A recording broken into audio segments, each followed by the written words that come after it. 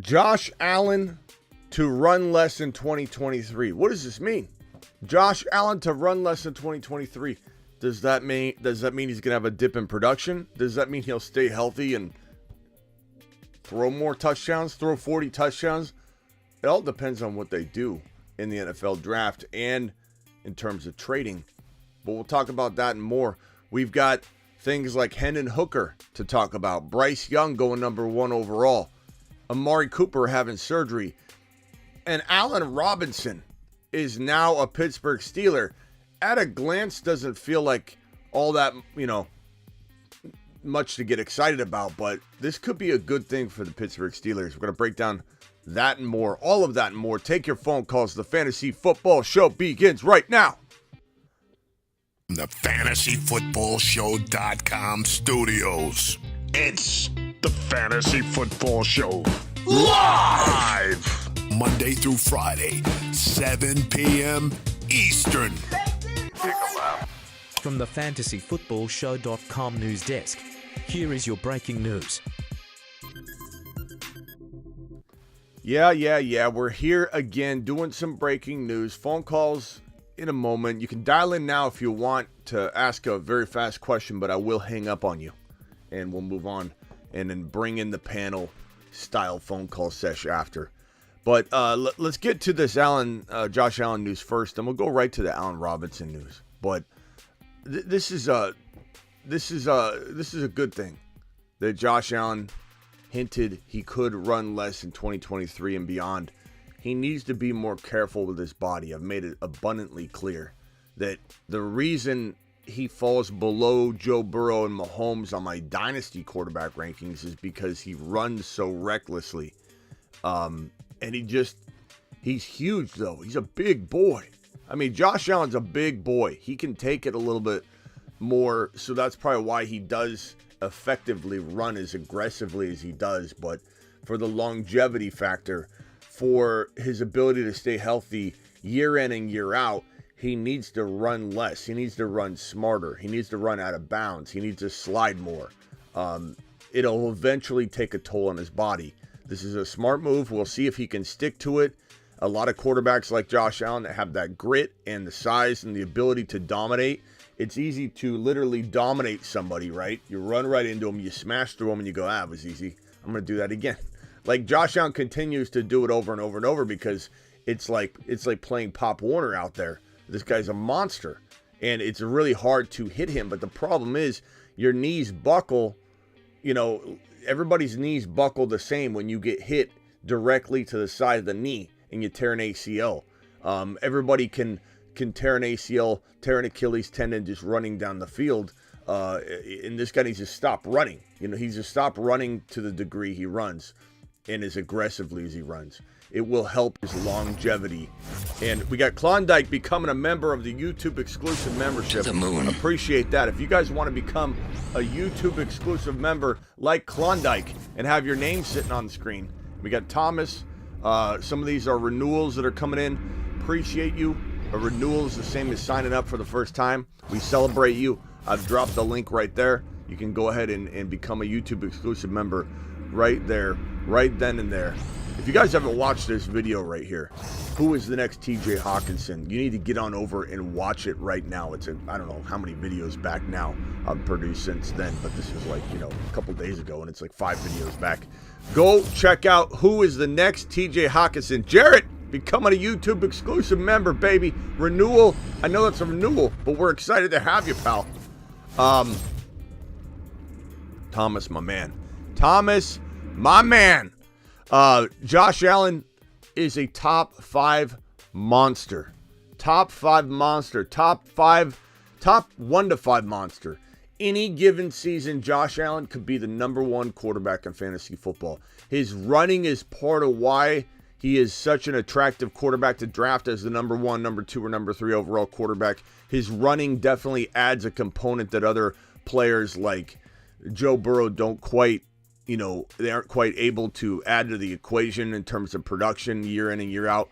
But even if he dialed it back, guess what he's going to do? Throw more. There's no concern about drop-off in production. The running less, hinting I could run less, We're talking about smarter. We're not talking about him not running for a crazy amount of yardage.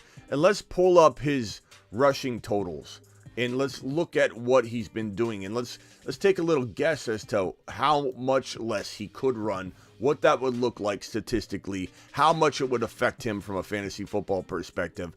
Let's just take a little look-see at the guy's running capabilities. So this was Josh Allen in 2022, okay? These are his running totals, which are just absolutely amazing. Just mouth-watering, drool type stuff right here. Hold on, let me throw his career stats as well as his 2022 stats. I mean, it's like this is a fantasy football owner's dream come true when they're looking at a stat sheet and they see a quarterback running for this amount of yards. Him and Jalen Hurts are just unbelievable. Here's what he did on his career, okay? So 762 was last season with 7 touchdowns. 7 touchdowns in 762. Unbelievable. Year before, 6 touchdowns, 763. Dude's consistent as can be. He's off by 1 digit in both those categories. Year before, 421, 8 touchdowns. Year before, 510, 9 touchdowns. The year before, 631 and 8 touchdowns. I don't know how to emphasize how amazing this consecutive 5 years in a row rushing stat line is. This is an unbelievable performance by a quarterback. Unbelievable. Look at that. 7, 6, 8, 9, 8. His touchdown production alone on the ground safeguards him into what you might be afraid he's not going to be able to head towards if he dials back his running. Look at this. 762. Him running less would be in a worst case scenario 421 or 510 like his year 2 and year 3, sophomore and third year season. So let's say he dials back the 762 to 510. He had 9 touchdowns. He had 9 touchdowns when he ran for a whole lot less yardage. Well over 200 less yards. And this guy ran for 9 touchdowns instead of 7. So please understand that him running less is not going to be a problem. It's only going to be a benefit. Josh Allen, we all love Jalen Hurts. He runs the football like a monster as well. I mean, let's look at Jalen for perspective. Let's look at Jalen Hurts' rushing totals because this guy, what a monster Jalen Hurts is. What a monster all these quarterbacks are. The changing of the guard at the quarterback position is real. It is phenomenal. It is just eye-opening. It is jaw-dropping. And here is Jalen Hurts' 2022 rushing stats, just so people can, in perspective, look. 760, 13 touchdowns. 760, 13 touchdowns. These guys are absolute monsters on the ground.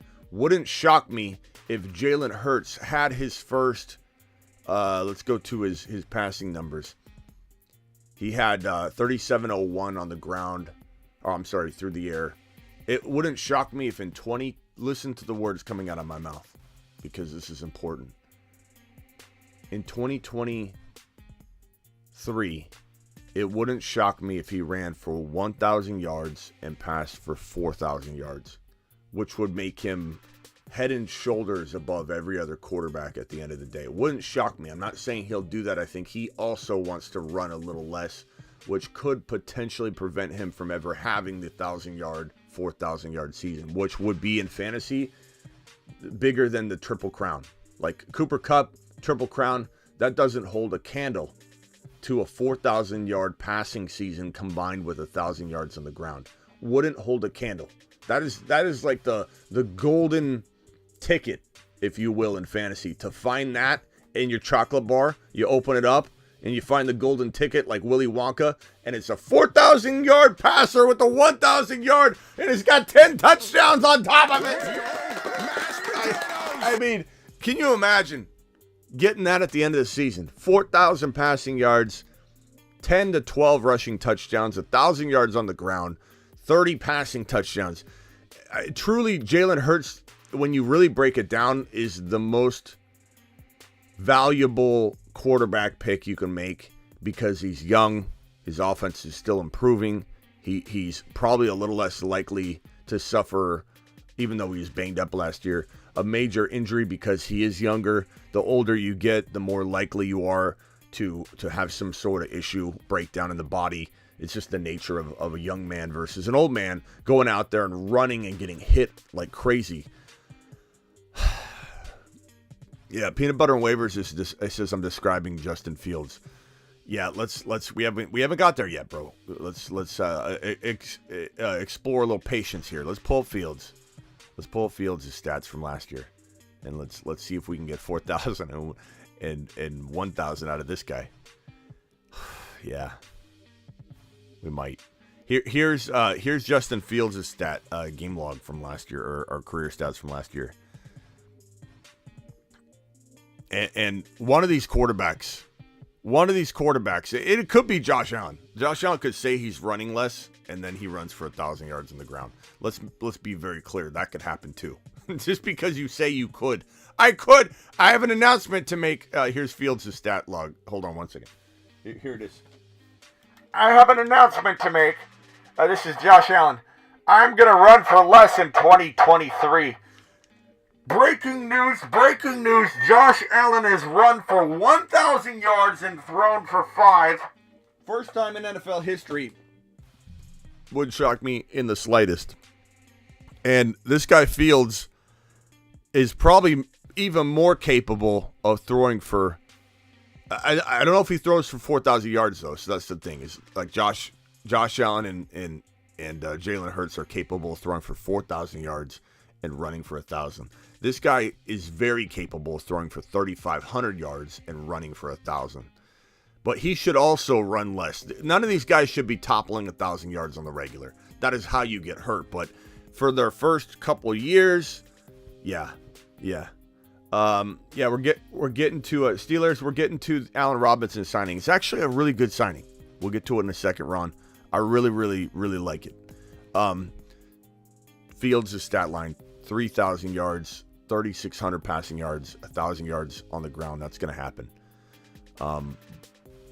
But I don't know that he throws for 4. Like, he's not yet going to, you can't go from 2,200. I understand he's got weapons now, but he is more of a run pass quarterback, whereas Hurts is more of a pass run quarterback, even though Hurts is literally the best running quarterback in the National Football League. Fields too. Fields, Hurts, and Josh Allen. I mean, you could sit here and flip the script constantly on these. Once a show, the chat can spam this arrow emoji and force Smitty to flip the script and argue the opposite stance on the topic at hand. Flip the script.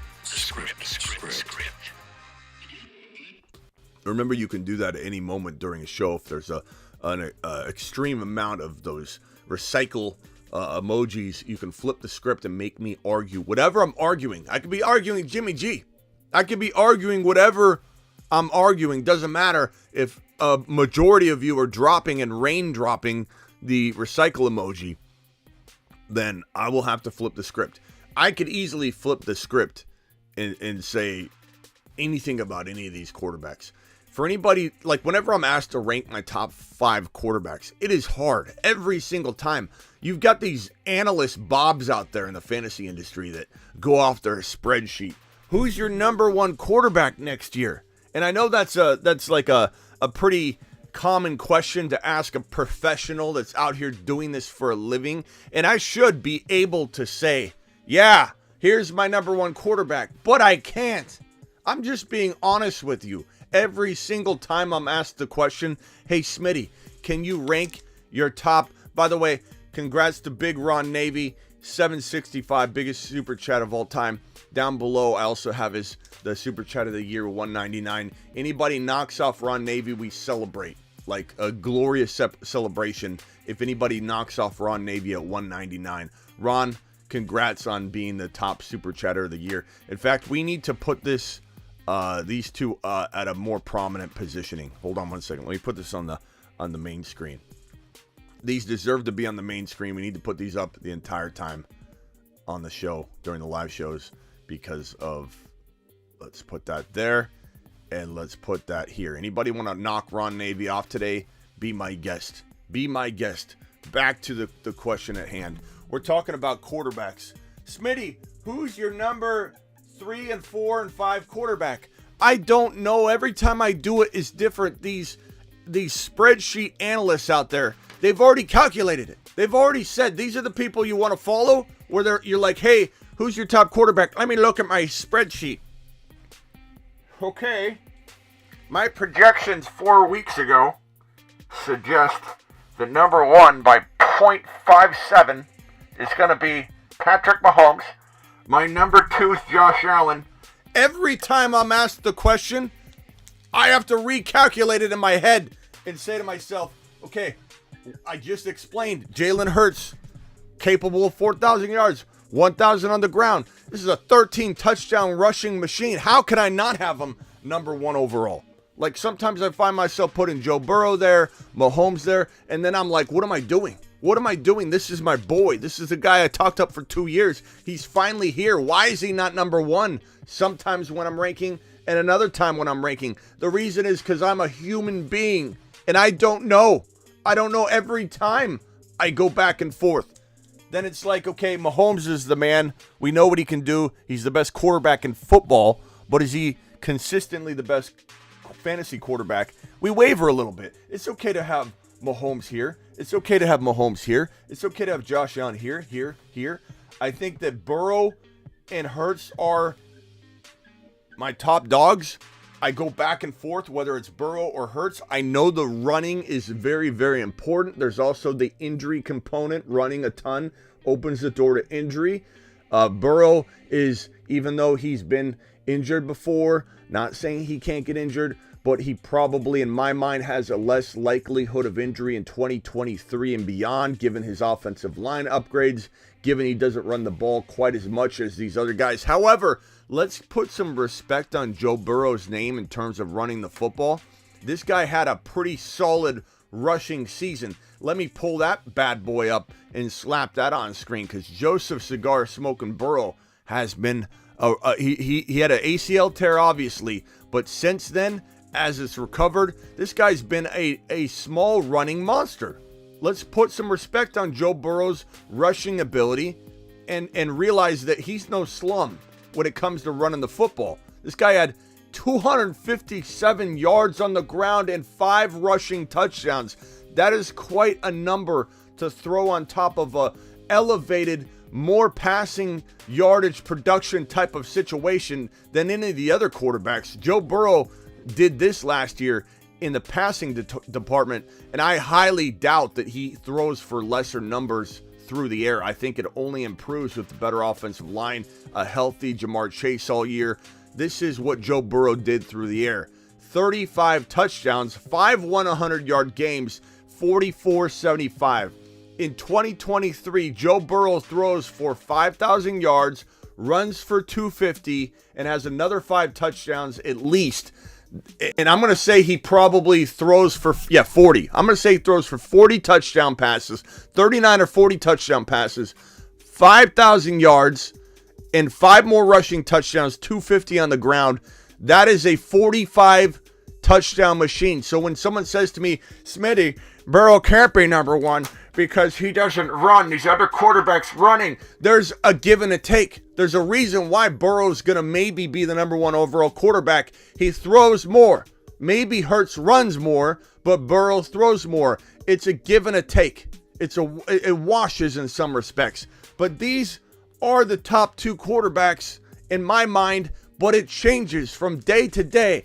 I'm admitting that. I am a human being. Anybody that has their top 5 locked is lying to you, or they just don't know what they're doing. They're going off a spreadsheet. I hate those takes when people say, yeah, who's your number 3 quarterback? Well, on my sheet I have these 3 guys, and it doesn't change. You're going to trust somebody that talks about fantasy like that? Not this guy. Not this guy. Mahomes and Josh Allen are the same thing. I don't know. I rotate constantly. Even Josh Allen can go up into this mix. This looks like a mess right here. And Justin Fields is the most capable quarterback outside of the top big four that have been the big four all offseason long. They've been the big four for several years now, right? For a couple years now. The only quarterback that can not just dance into the next spot, but dance into the next spot and really dance into the top 3, 4, 1. This guy could be the number one quarterback for 2 weeks in a row, then fall back down to 4 or 5, be the number one quarterback for another 2 weeks in a row. Like Fields, if there's any quarterback that's going to finish 1, 2, or 3 that is not locked into the top 4, it's only Fields. It's only Fields. Fields is the only guy. T-Law is in a tier break. He was in the same tier as Fields. There's almost like a sub-tier there with Fields, but Fields can live in this tier full time. He can finish 3 overall. Wouldn't shock me at all. The only guy that has the ability to flirt with this tier here, if Lamar, let's say, was in Atlanta, then Atlanta would be here with T-Law, but Lamar's not here. Lamar's not in Atlanta. Lamar's not in Indianapolis. Lamar's not in a location yet where he can be in the same tier as T-Law. And T-Law's almost in his own tier to me. And this is the only guy that can flirt with this tier. But he'll flirt with it on a semi-regular basis, not a regular basis like Fields, which is why Fields lives at the bottom of tier 1. But T-Law is the only other guy, in my opinion, that can flirt on the regular. Have regular cups of coffee with the tier 1 quarterbacks. Smitty, what are your top 5 quarterbacks? These are them. And as you can see, I've got arrows all over the place. Only an absolute lying moron would tell you that this is locked into place. That 2 weeks from now, their same ranking's going to apply. This is somebody that isn't objective. This is objective. What are my quarterback rankings? This right here, this mess of a situation is the quarterback ranking in my head every single day of my life. There is no answer. There's no clear-cut take. This is it. I have no idea is what I'm telling you. Here is my top 5, and I love all 5 of them. I love all 5 of them. On the clock, I do want to take destiny in my own hands. On the clock, I do want to have the top choice. I don't want to be left with the scraps or the leftovers, right? But what this does tell you is that if I've got 5 leagues side by side and they're all drafting around the same territory and I'm about to scoop up one of these guys in every one of these drafts, I am very, very, very okay with mixing it up and getting each one of these guys in each of these 5 leagues side by side and having the balance, not having all my eggs in one basket, being able to live the Jalen Hurts experience, being able to live the Joe Burrow experience, the Mahomes experience, the Josh Allen experience, and the Justin Fields breakout experience.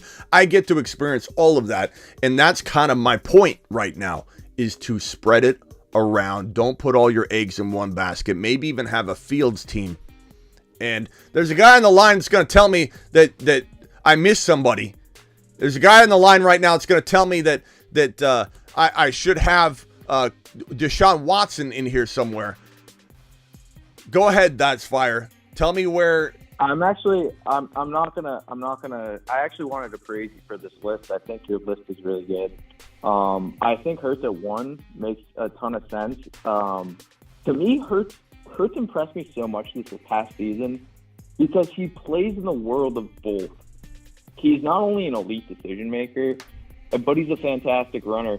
Hurts, you could argue, belongs in that top 1 spot just because of what he proved last year. If you're going safer, I think Burrow and Mahomes are both really good options because you know what you're getting. You're getting, to be honest, the 2 most elite decision makers. And with Allen, as much as we've gone back and forth about Allen, he's going to put up monster points. Fields has massive upside, and T-Law can sneak into the top 5. I like this list a lot. I would argue Watson could be in the mix. But it's still a huge unknown. Look, so, let's say the chat hit that flip the script on one of my Watson rants. I could argue that Watson has the potential to dance in, like Fields can dance with these guys. Watson, if I'm being completely honest, could dance with like the T-Law tier, but it's that level down for me. It's Watson could dance with it, not live in it, not be like Fields where he's living in the bottom of it. Be like T-Law dancing in this tier with a clear tier break above him, though. That's where Watson is for me. He's in the next tier group with Lamar and let's say a healthy Kyler Murray and all those guys, Aaron Rodgers for 1 year. That is a big tier. It's a big grab bag, rotational. I don't even know. A-Rod could be number 7 or he could be 14. You what? Mm-hmm. I said we don't know how it will shake up. I see what you mean. Like a grab bag of guys who are all fighting for top of tier 2. Like, currently right. Yeah, tier 3 really, because T-Law's in his own tier to me. But tier 3 would be Watson and Aaron Rodgers and Lamar. Depending on where Lamar goes or stays, he would maybe jump into T-Law's tier, below T-Law. The only guy that capable of living inside T-Law's tier is Lamar, maybe Aaron Rodgers if he is able to have one of those big years left, and he may not. Maybe Aaron Rodgers is just a very smart, good playing quarterback that helps the Jets win football, and they win with defense, and they win with a good amount of offense that makes Garrett Wilson a monster. But maybe Aaron Rodgers lives at 7-8 overall for fantasy quarterbacks. That's what we expect. But like Watson has the potential to dance with, the T-Law tier, but dance. I don't think he lives in it, and I'm certainly not going to bank on it. I'm going to let somebody else play with that experiment, like you, and then I'll watch it from afar. I'm not going to buy into it. But yeah, this tier for anybody to say that this is locked in at any level, like somebody says my number 1 QB is this. I mean, I guess I could see somebody not wavering, but if you're being objective, if you're not like there's no fandom involved. Like, I'm a big Joe Burrow fan. You would think that I would just be stuck on Burrow no matter what, but I feel like I do a darn good job of being objective year over year. And even though we've got all kinds of people are getting burrowed left and right, and people are going to remember it. We got all kinds of things tied to players that this show is all about. I'm still very objective. As objective, I think, as a human being can be over players. Like, look at Javonte, look at Breece Hall, look at the difference between my belief in Breece Hall in 2023 coming off an ACL tear and my belief in Javonte coming off an ACL tear. They're very, very different expectations, and I'm able to compartmentalize my bias and try and stave it off to be as accurate as I can be, to be as critically, be a critical thinker and not allow the bias to creep in. And sometimes it does. It always does. Sometimes in a negative way, I'm biased against a player and he does really well. And I'm like, never, I should have been more open-minded about that. That's the nature of this. That's the struggle for anybody. You master that, you've mastered fantasy football, and no one's ever going to master their bias. You're only going to be able to kind of contain it. You're only going to be able to kind of get better at not letting bias creep in. But seriously, looking at this list, being unbiased, look at all those arrows. No one has a clue if it's going to be Hurts or Allen. Allen, 1,000% could be the number 1 quarterback in fantasy football without a hesitation at the end of the year and be like, wow. Allen, Mahomes could do that. Burrow could. Offensive line improve. We should have seen this coming. 5,000 yards, 38 passing touchdowns, 6 rushing, 300 on the ground. How do we not see a 40+ TD season coming, or a 46 total touchdown season coming? We should have seen it coming. And same thing with Fields. How did we not see it? Fields had 1,100 rushing yards, and he finally got weapons. How do we not see Fields was going to throw for 3,900 to 4,000 yards, run for 1,000 even, have 10 to 12 rushing touchdowns, have 29 passing touchdowns, 31 passing touchdowns, whatever you want to say. Some will say he can't do that. Well, we'll see. We'll see. It's always, hindsight's always 15-15 vision. And, it's going to be an interesting thing to watch. Hold on, that's fire. We got Ron Navy on the line. Ron Navy, I haven't even got to it yet. So actually, Ron Navy, hold on a second. Let me kick this news off, and then we can get your reaction, because I haven't even got through the news yet. Yeah, but that's what I was going to say. I wanted to talk about Burrow. It's your bold prediction of 5,000 yards and 40 touchdowns. That's bold prediction. It is, but at the same time, Joe Burrow last year, bro, had 4,400 yards, 35 passing touchdowns, and he had 5 rushing, so he already had 40 touchdowns last year. He could throw for 40. That's only 5 more scores, and with the slow start he had in like weeks 1, 2, 3, with the amount of games that Jamar Chase missed, I think he could easily find another 500, 600 yards. So even if we use last year's numbers and he doesn't have an improved situation, which he does with a new offensive line, I mean, maybe it is bold. Maybe I should do a video on it if it's that shockingly bold sounding. But I think it's not shocking at all in my mind. I'm thinking this guy could easily throw. I know, because you love Burrow. You're all over Burrow. And even though, yeah, you are subjective when it comes to the top 5 quarterbacks, I mean, in your mind, Burrow will always be at the top for you, no matter what, because that's how much you love Burrow. And that's okay. But you are subjective, and those, you're right, those 5 quarterbacks could flip-flop all you want.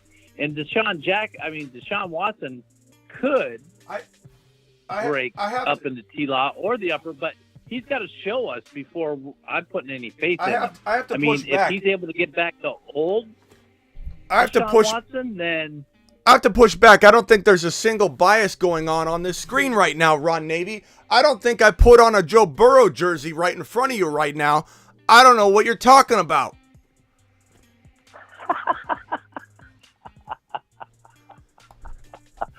Get Burrow. It's funny because I have a Burrow jersey too.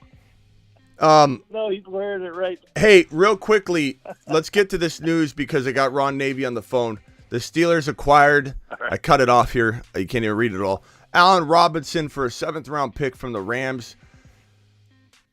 I know a lot of people are going to make fun at this and say, oh, Allen Robinson's garbage, but I think people forget how much they liked him heading over to that situation, and he kind of busted. He's, I think he's, 30 years old? Is he turning 30? Allen Robinson, I think he is 29 right now. He's 29 right now, 6'2", 210-pound wide receiver, big boy. He's turning 30. That's not an age of, complete drop-off and disaster. He is an injury-prone player. I do think the expectations need to be brought down and be pretty level-headed. But this is a good situation for him. I think it does kind of paint a picture that the Steelers won't be going after Zay Flowers. They won't be going after another wide receiver, which is, in my mind, and this is not just my bias for Pickens and not wanting that competition. I want Pickens to be the guy. I don't want to have a Zay Flowers there. Not to mention, I don't think Zay Flowers becomes the Zay Flowers we want him to become if Pickens is there stealing a lot of targets. We want Zay Flowers to go somewhere where he can flourish, like the Chargers. We want Quentin Johnson on a Chargers uniform, in a Chargers uniform. We want these guys to be the lead dogs where they go, right? The big 4 wide receivers. You what? Calvin Austin's going to be the number 3 guy there going into camp. It's his job to win or lose. Yeah. And yeah, Allen Robinson, I'm not looking at him to be a number 1 receiver going in there or number 2 receiver. I'm looking at him more.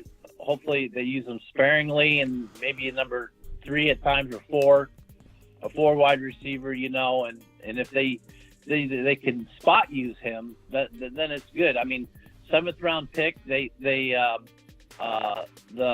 Rams ate $10 million of his contract. Steelers are eating up $5 million of his contract, and they're just moving. All they did was swap 7th-round pick. Steelers moved down in the 7th round, and the Rams get up. So, I mean, that's pretty much just, yeah. They didn't pay anything for him. Right? Well, so my whole point, though, is that this is great news in terms of how I think they attack the position in the draft, because I don't want them attacking wide receivers. So this is good for me. This makes me feel really confident about Pickens, and it makes Pickens' value go up a little bit for me, because that is a concern. There's been a lot of rumors and talk about the Steelers drafting a wide receiver and getting Pickett more weapons, but this is a pretty good move. If, let's say, something happened to Pickens, knock on wood, for 2 or 3 games, something happens to Deontay, whatever, this is a very decent wide receiver, and the kind of wide receiver that can't be an elite guy for 17 games anymore, let alone 4 or 5 games. But he's the kind of guy that if you need him for 3 or 4 games, similar to when, let's say, Jamar Chase was out for the Bengals. If the Bengals had an Allen Robinson type of player, that would be good. That's a really good fill-in. It's a nice depth piece. I think he really could have a string of decent games if they need to lean on him. It's a really good move. The Steelers are very, very deep, And as much crap as I give Ron, and I wouldn't call it like crap, but as much crap as I give Ron for, I believe, his tiny bit of slanted viewpoint on the Steelers, which I think everyone in here, and even Ron, could admit that he has, and it's hard for him to let go, and he doesn't care. He loves it. There's a lot of upside for the Steelers this year in Naji, in Pickens, in Freiermuth, in, Deontay in a secondary role. Maybe Deontay starts looking, good again. Allen Robinson. This is a very deep team. This is a very deep team that has the defense to also support it. And it's going to be a tough team. That's the best word to describe this team. It's not going to be the most exciting offensive team in the division, let alone the league, but it's going to be a tough team. This is a team that you dread playing. Look at Joe Burrow. When the defense was healthy, they smashed Joe Burrow to pieces. I remember watching that game going, the rest of the league, everybody making fun of Joe Burrow in week 1. I remember saying, I think I even said this to Ron, if my memory serves me correct. My memory isn't quite as good as yours, Ron, but it's pretty good. And I remember saying something to you like, everyone's going to at least realize that it wasn't Joe Burrow in week 1. It was the Steelers defense. And then injury struck and no one ever saw the same defense that Joe Burrow saw in week 1 in 2022. And it sucked to watch. But this defense is tough. In that game, you just wanted to just like, I don't care if the Steelers win. I just want Joe Burrow to pick it up, Joe. Touchdowns. That's what I want. Pick it up, Joe. All right, so that news. Hang tight real quick, Ron. Let me get through the thing. I think the Steelers are really good at getting those late round receivers, and I don't think they deviate. I think they still pick up some receivers, but I think they do it in the classic way where they 5th, 6th round. I think that's that's where they find a lot. Go get Tank Dell. Go get Tank Dell. Tank Dell is an Antonio Brown in the making. He would be a good player for the Steelers. Hang tight, Ron. Let me get through the rest of the news here, and then I'll come back to the panel here. Get Warner's kid. Bella, check yourself. Says this helps DJ in the slot. Good signing. Thank you for the super chat, Bella. Check yourself to the moon. Appreciate you. Do I have any other super chats that I missed? Oh, you Fire dropped 2 times different memberships. Did you get those? No. Let's see. Fire. Yeah. That's Fire. You dropped a couple YouTube exclusive memberships, Fire. Yeah, he did. Yeah. I just like to help people get memberships. That's be part of the community. That's awesome, bro. Let me go find those. Hold on. Let me send you to the moon. That's Fire gifted 5 YouTube exclusive memberships. That's Fire. I'm looking for the other one. Absolute Monster. That's Fire. Standing ovation. Appreciate you, buddy. Okay. If you guys want that YouTube exclusive membership, That's Fire just dropped, here's the link to that. If anybody wants to become a member, you can become a member for $1.99. There is the $9.99 YouTube exclusive membership for the Zoom calls. If you guys want to get on those Sunday Zoom calls where we get in and just think of it like a podcast. You can be involved if you want. You can turn your mic and your audio off and just listen, or you can chime in. Those are awesome as well. All right, let's get to the rest of the news. We got Hendon Hooker. Reports Tennessee QB Hendon Hooker will visit with the Giants. One reason I brought this up is because Brian Daboll is so good with quarterbacks. What he did with Josh Allen, what he did with Danny Dimes. And we even knew that he could do what he did with Danny Dimes. We even knew that could happen. And we still were shocked by it. We're still like, it's Danny Dimes, though. And look how good Danny Dimes played. Like, Daboll is an amazing, amazing quarterback cultivator. And I would love to see Hendon Hooker fall into that Giants situation.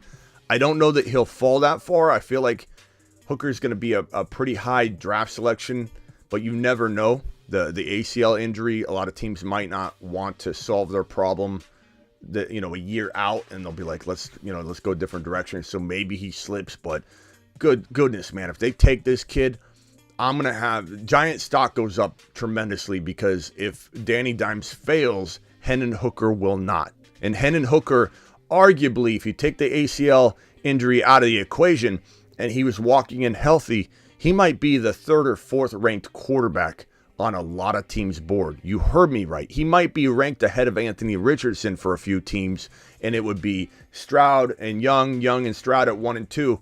And then it would be, instead of Anthony Richardson, Hendon Hooker could be ranked 3rd for a lot of teams.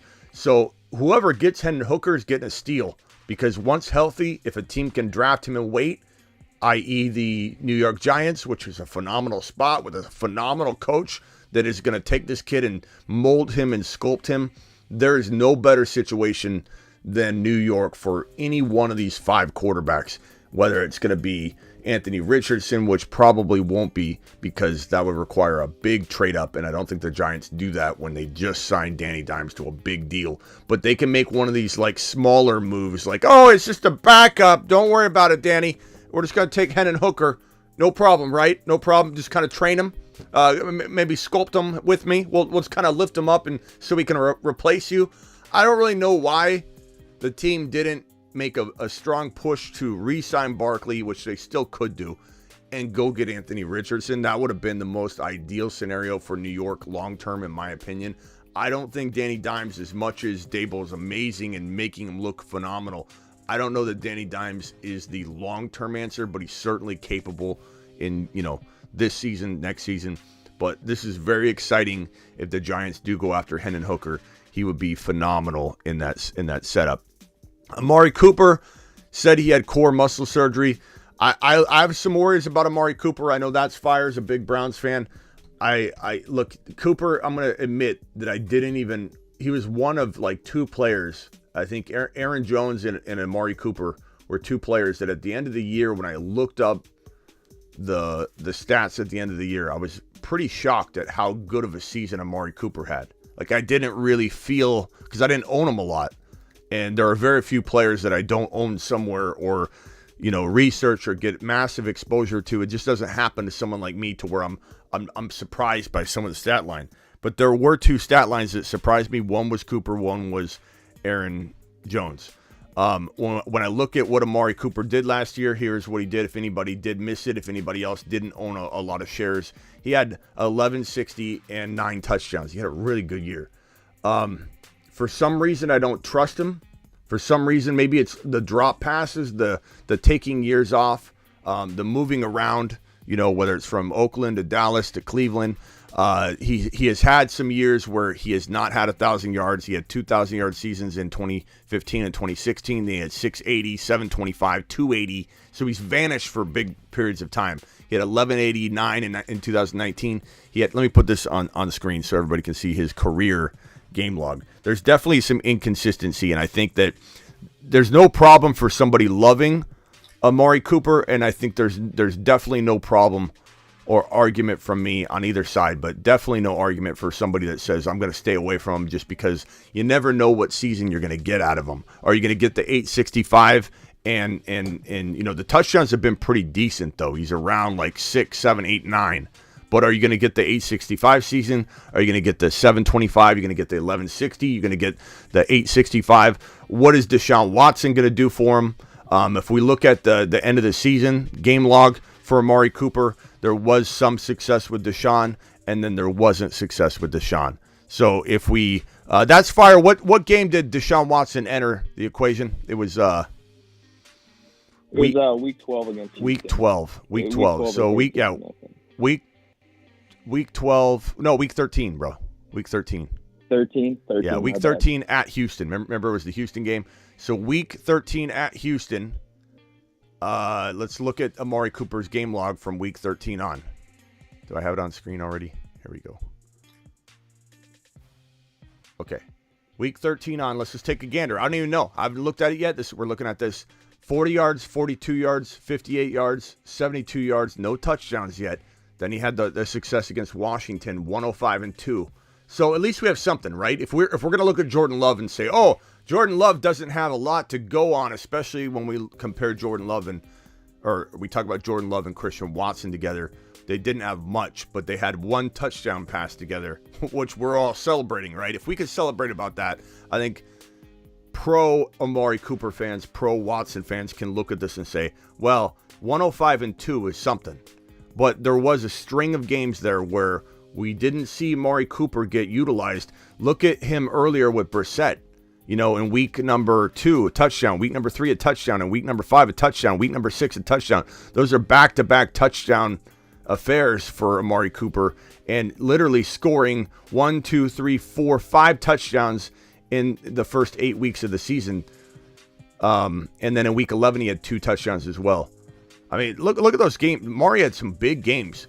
1, 2, 3, 4, 5 100-yard games.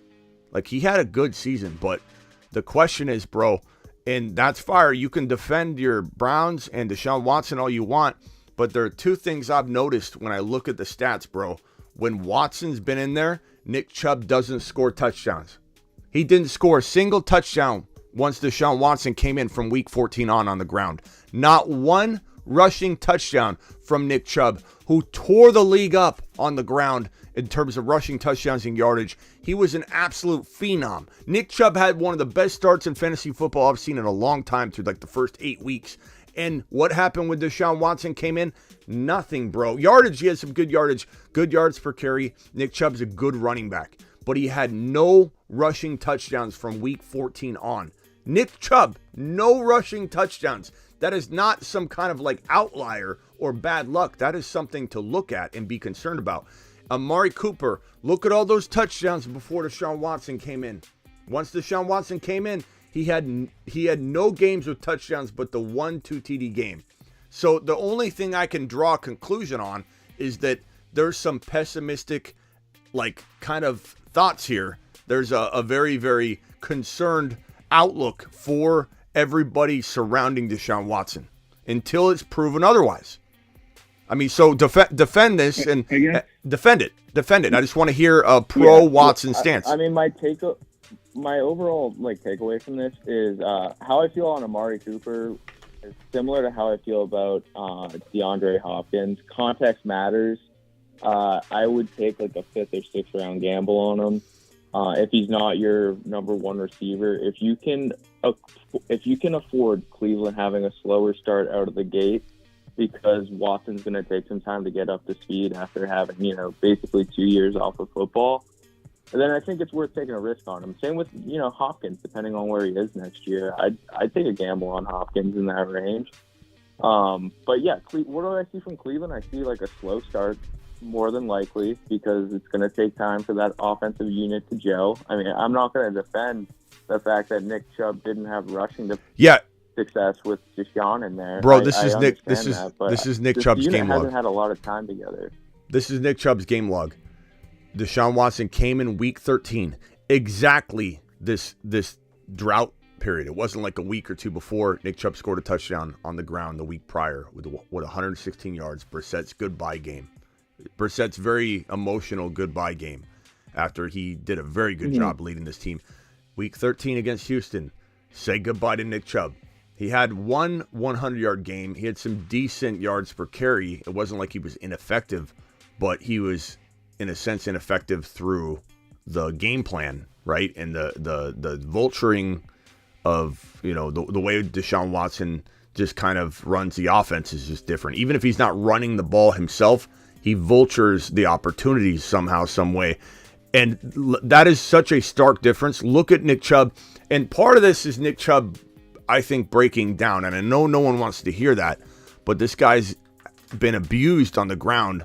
Not his fault. He's been amazing. Nick Chubb deserves, let's give him a moonshot. To the moon. Nick Chubb is a monster. He's one of the best pure runners in the National Football League. But look at that game log. Week 2, 3 touchdowns. Week 3, 1 touchdown. Week 4, 1 touchdown. Week 5, 2 touchdowns. He literally had 1, 2, 3, 4 game stretch where he had 7 touchdowns on the ground. Then he had no touchdown against New England in week 6. Then he had 1 touchdown in week 7, 2 touchdowns in week 8, a bye week, 1 touchdown in week 10. This guy was an absolute monster. And look at his yardage in weeks 1, 2, 3, 4, 5. 141, 87, 113, 118, 134, 56, 91, 101. And it's just he tailed off. I'm just concerned. I don't know how. I think you're just a big fan, and I respect that. That's fire. But I mean, I just don't know why you're excited about Deshaun Watson. Yardage. What? I didn't see a massive drop off in yardage from Nick Chubb. That's why I don't think it's fair to say that. They just had red zone troubles. But when Deshaun Watson came up, compare Bissett's passing attempts, and then compare them to Watson. Was there did Watson have more pass attempts than Brissett per game? Were they passing the ball more? Is that why Chubb maybe took a down thing? I mean, there's that to consider too, because I mean, Chubb was tearing it up last year, and then the only thing I could think of is they were trying to get Watson acclimated and letting him throw more and trying to. That could have been part of it, and they might have. Yeah, but even if it was, I'm not excited about that. Like, and I agree that could be part of it, obviously, because a lot of it's what does Deshaun Watson do to the offense when he gets in there. But here's Watson's game log compared to Brissett's. Brissett's will be on the left, obviously, with the Commander red or what do you call that color? Commander crap brown. The Commander crap brown, that is Brissett's, and then here's Deshaun Watson. So you're talking about 34 attempts, 27, 31, 35, 34, 45, 27, 22, 35, 41, 37. And you look at Deshaun Watson's, and it's 18, it's 29, it's 31, it's 28, it's 42, it's 22. Not like, I mean, it's lesser. Like Brissett's throwing the ball more, and Deshaun Watson just slows the offense down. And I know everybody thinks like, oh, he's this exciting player who's going to come in and electrify the offense. I think he slows it down. Maybe that. Well, here's the thing: is last year there was so much stuff with him and all that stuff to get through just to get on the field to play, and it was a big distraction all year long for the whole team. But Seth did a great job at commanding that team and getting the most out of them that he could. This year, we just got to wait this year and see. Those distractions shouldn't be there for Deshaun. He'll have a full. He had last year to get the rust out. Well, just have to see on whether he can regain his old form when he played with Texas.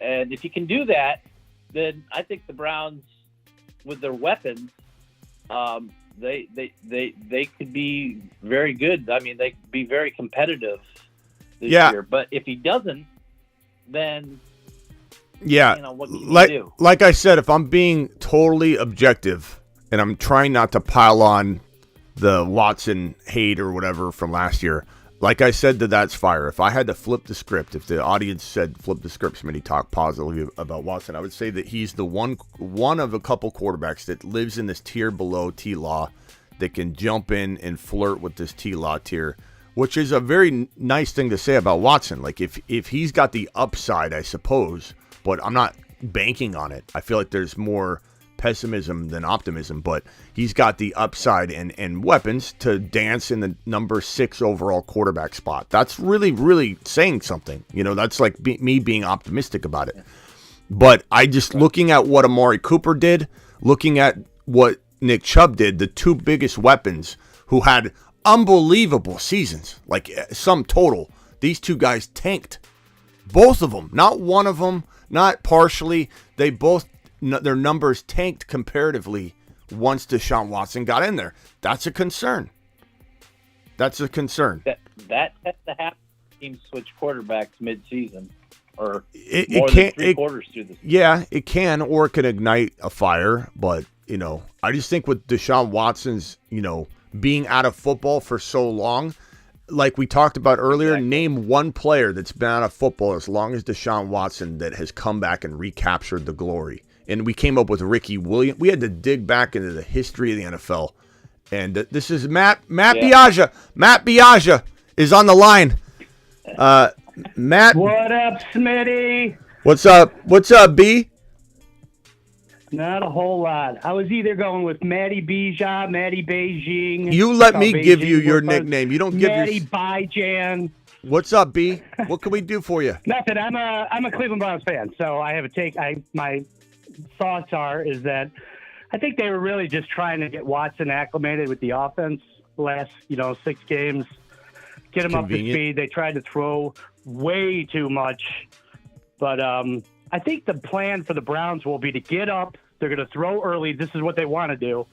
Get a big lead, and then they will pound the rock with Chubb if they can get the lead and try to close teams out that way. That's a convenient take. Yeah.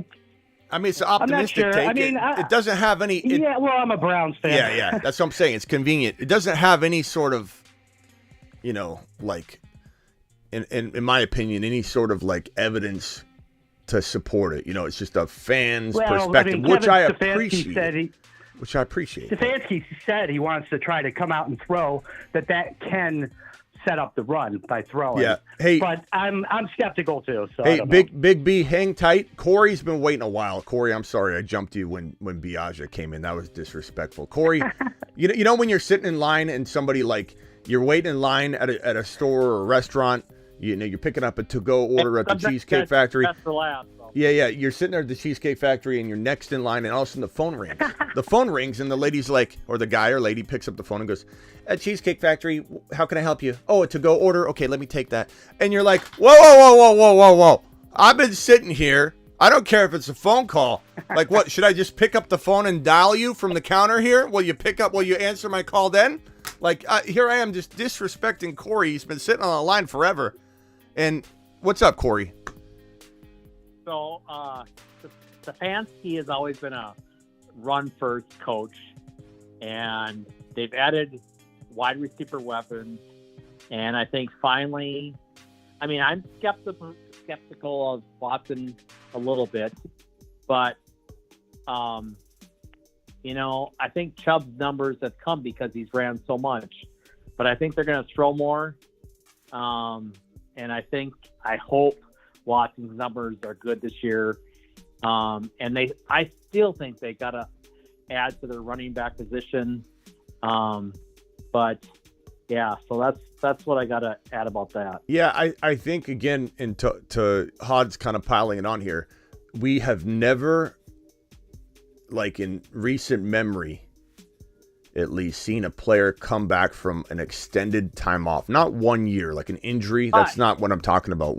A player being out multiple years, especially like Ridley or Watson, or we have to go back to Ricky Williams, and even then, like Mike Vick. Yeah, Mike Vick. But Watson can still run, so it's not like he can't run. Can he? Yeah, he looks like that's the only thing he was really doing. Yeah. Did he? Does. Did he run? No, hold on a second. Did he run? I don't know. Yeah. He didn't. He didn't really. He ran a little bit. Electrifying plays. He had great plays. It was okay. But here's his rushing stats. This is actually, it's okay. Like, if another quarterback did this, we'd be excited about it. But it's like 21 yards, 33 yards, 22 yards, 24 yards, 31, 44, 1 touchdown. It wasn't that good. It's not like that explains why Chubb didn't do well. My whole point is this. Chubb didn't do well at all in terms of a few categories, not just the touchdowns on the ground, but it wasn't like they were replaced by big rushing totals from Deshaun Watson. So what that tells me is that Watson took the offense down.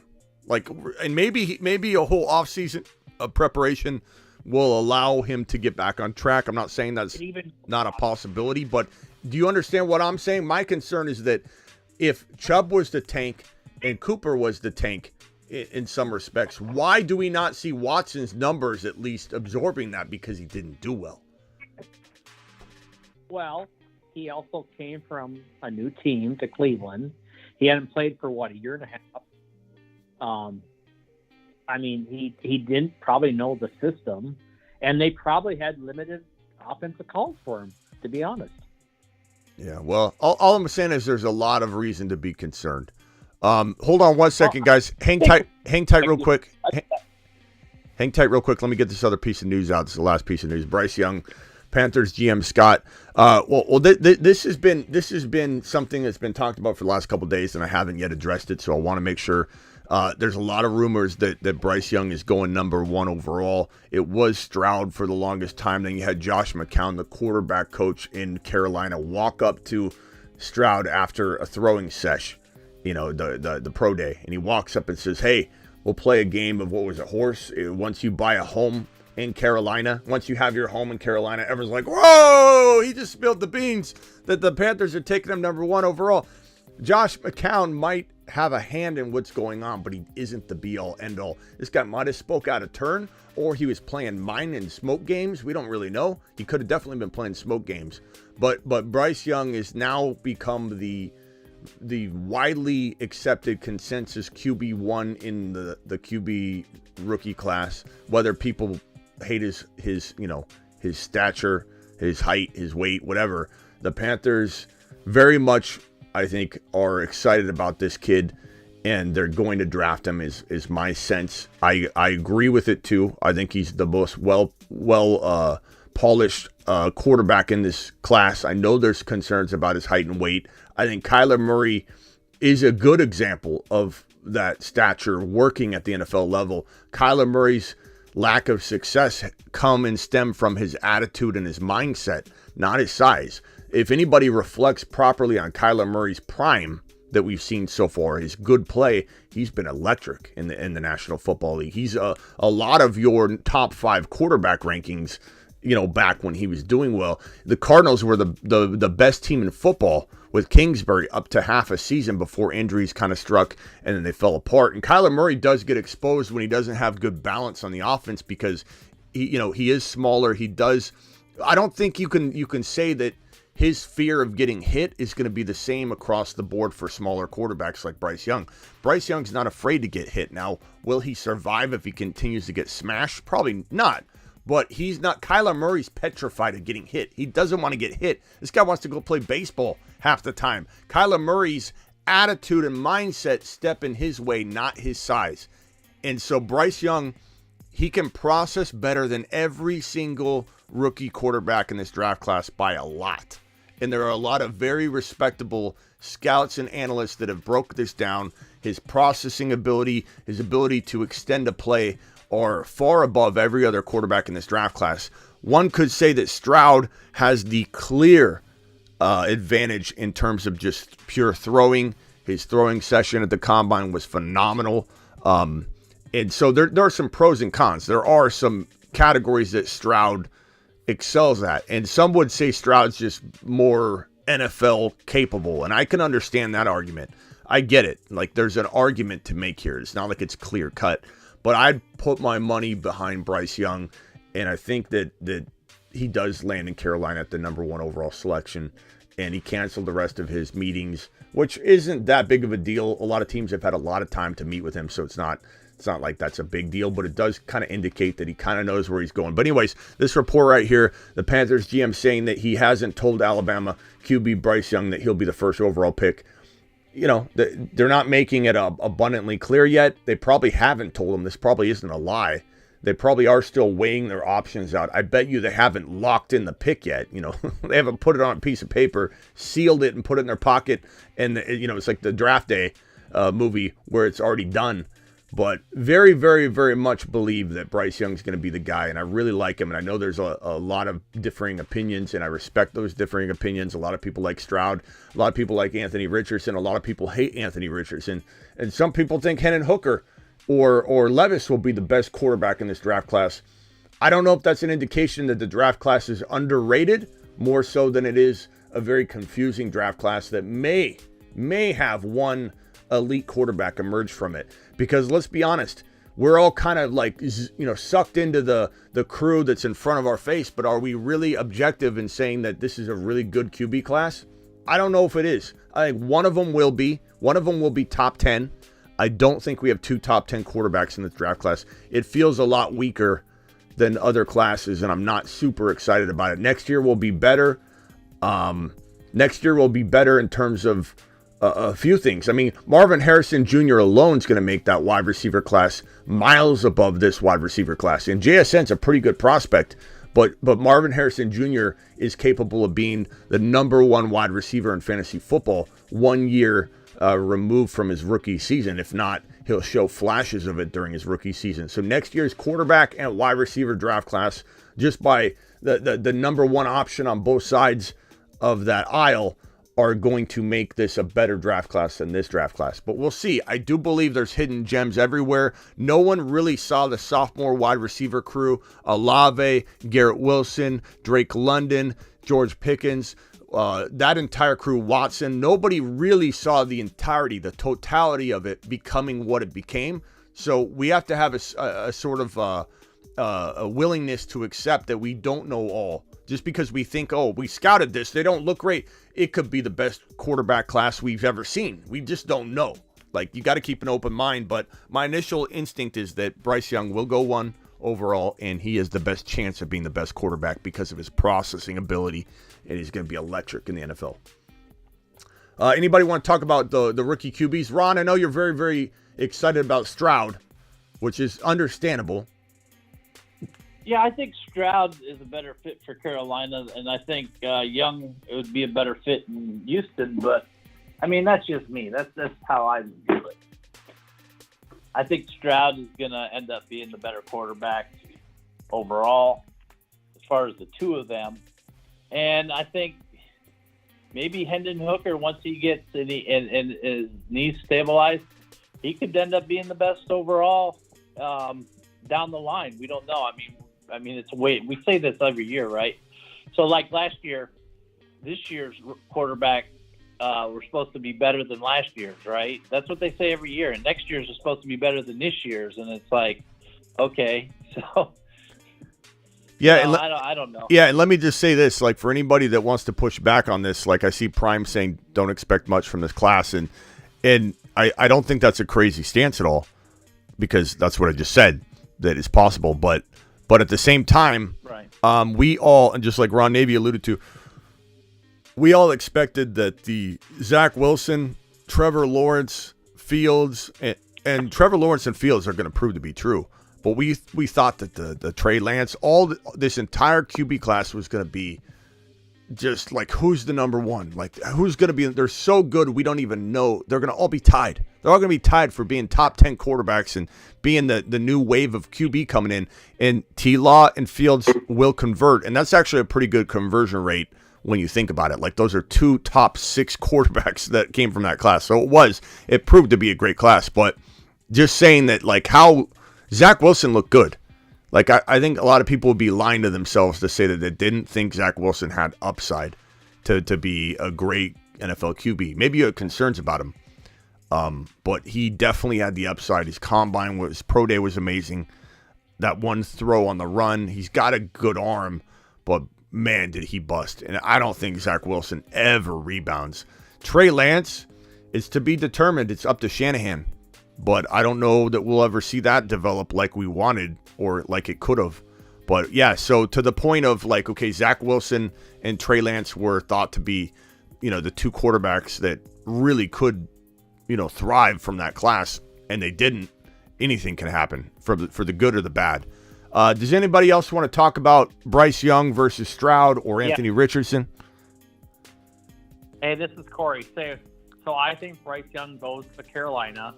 And I think they just need to look at what Breeze did and Kyler did to succeed. And I think Bryce will then succeed if they can do that, get the pieces around him, and do what they did with those quarterbacks. Yeah. Anybody else? Yeah, throwing it onto a fan. Oh, go on. I was just going to say, I think it's interesting to see what Bryce and CJ Stroud can do year one. I think AR-15 is more of a project quarterback, but I'm interested to see what comes down the line for him. But yeah, I would just leave it there. I think Carolina's got a rough roster, so whoever goes to Carolina, they're going to have a tough first year. But I still like Bryce a lot. I think he can put up good numbers year one, probably. Yeah, so you don't think? I mean, I agree that Carolina's roster is being a little overhyped, like Thielen, Miles Sanders. Like, I get that there's some appeal there. I think people are very much overhyping it. So I get the opposite vibe that you're suggesting, but I do feel like it's good enough for a quarterback development situation. Like, that's a pretty good team to be handed that when offensive line, coaching staff. I'd feel better for whoever's going to Houston personally, because I think like Houston's got Dameon Pierce, they got Dalton Schultz. Like, I like that lineup a bit more than Carolina's. So whoever's going to Houston's getting a slightly better situation. Yeah, that GM has done an amazing job. I mean, especially given that you're going to, if you're smart, and I don't know if Houston's going to do this. I think they have to. It'd be so dumb if they didn't. But let's say you take Bryce Young here at 2 or Stroud. This number 12 pick here by the Texans has to be a wide receiver. I think if you pair whatever top 4 wide receiver you pair, that makes Houston a scary team in 1 to 2 years. I really do agree with you. I think Houston is quietly the better place. So maybe Ron, your boy Stroud goes there, and then he gets JSN. Like JSN and Stroud pairing up there in Houston, it would be at the end of the day better than him going to Carolina.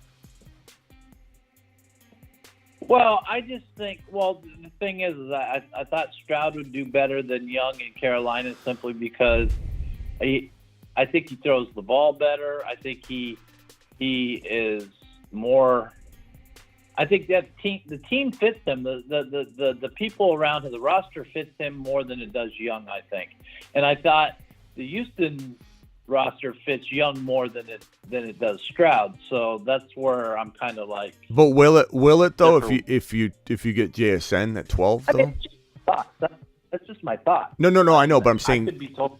No, I know, but I'm saying, will it at the end of the day for you if, let's say, Houston takes JSN at 12? Like, will you be like, well, Houston now fits him better? You know what I mean? Like, that 12 pick is going to be key for – that's better than Thielen. It's long-term, top 10, 12. Really.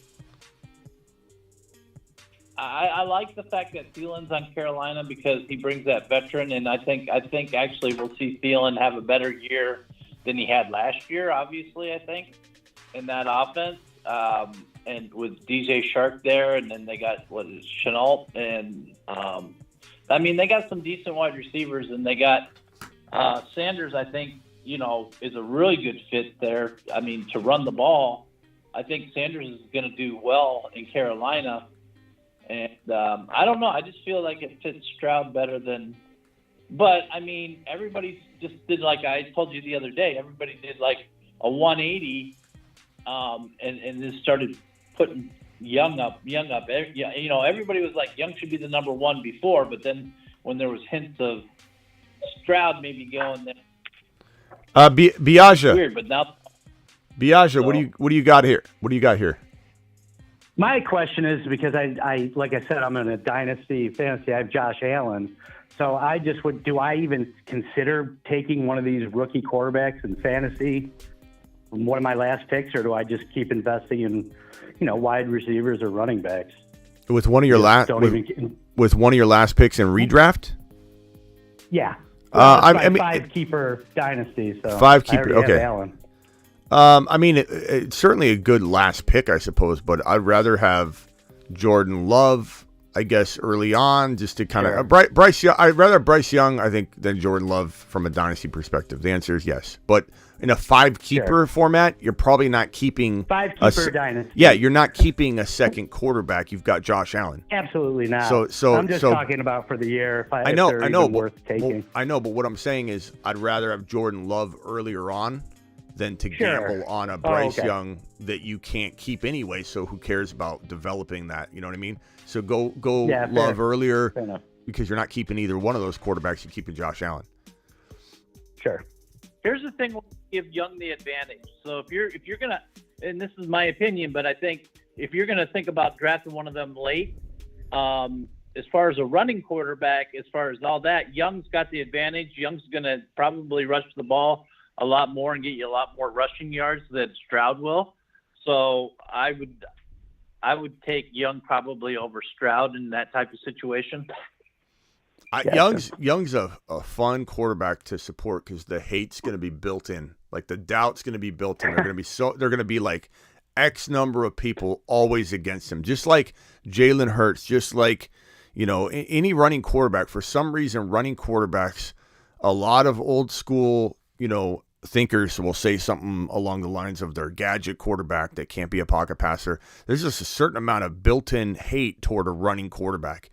And I love the fact that Bryce Young comes out of this class, in my opinion, and a lot of other people's opinions. And again, anybody can like Stroud's processing better if they want. It's his preference. But the fact that this kid comes out with the processing ability, it's just like it's head and shoulders above the rest in terms of being able to process the situation. And I think at the NFL level, that's going to translate really quickly. And this kid extends plays like no other.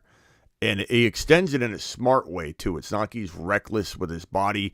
This guy just makes plays. He knows how to find the situation that is the best course of action on the field. That is something that's so hard to teach. Like in terms of reading a defense, this is the guy that's going to have the best ability to read a defense because his mind is already working at this like crazy speed.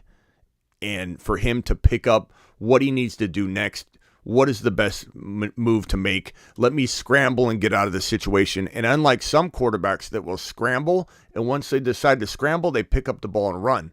This is a guy that picks up the ball and runs, but he's still scanning the field and processing and saying, you know what? I was going to run, and I'm completely out of the pocket, fully committed to this run, but I'm seeing something develop here, and he's processing all this at lightning speed, and he extends the play and throws the ball down the field, and it gets an even bigger play than if he kept, on the course of running.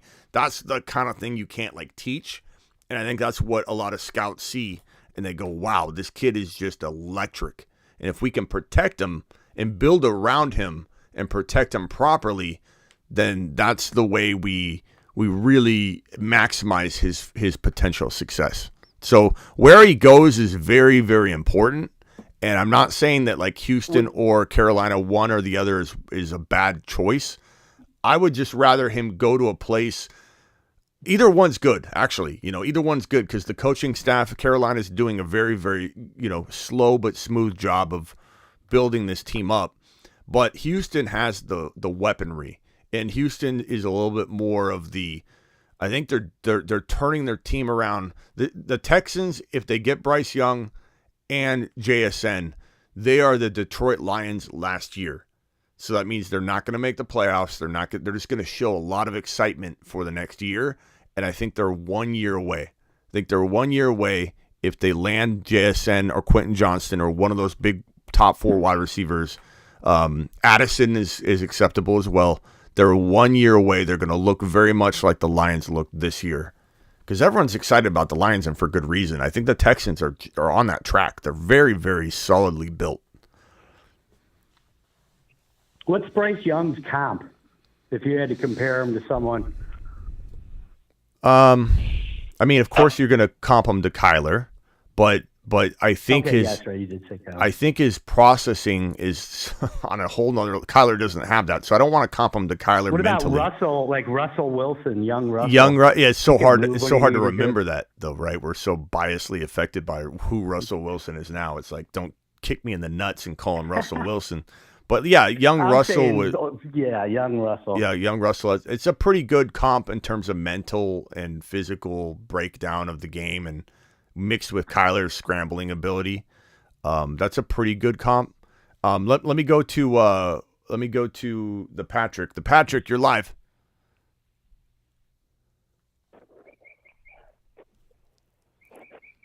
Hello. Hey, 100 people in here and only 56 thumbs up. Smash that like button, says Mitch. What are we doing here? These are rookie numbers. 59 thumbs up. Hey, the Patrick, you're live on the show, bro. Now's your time to shine. Hello? You're lost in the dog pound. You're muted, Patrick. Housekeeping? Hello?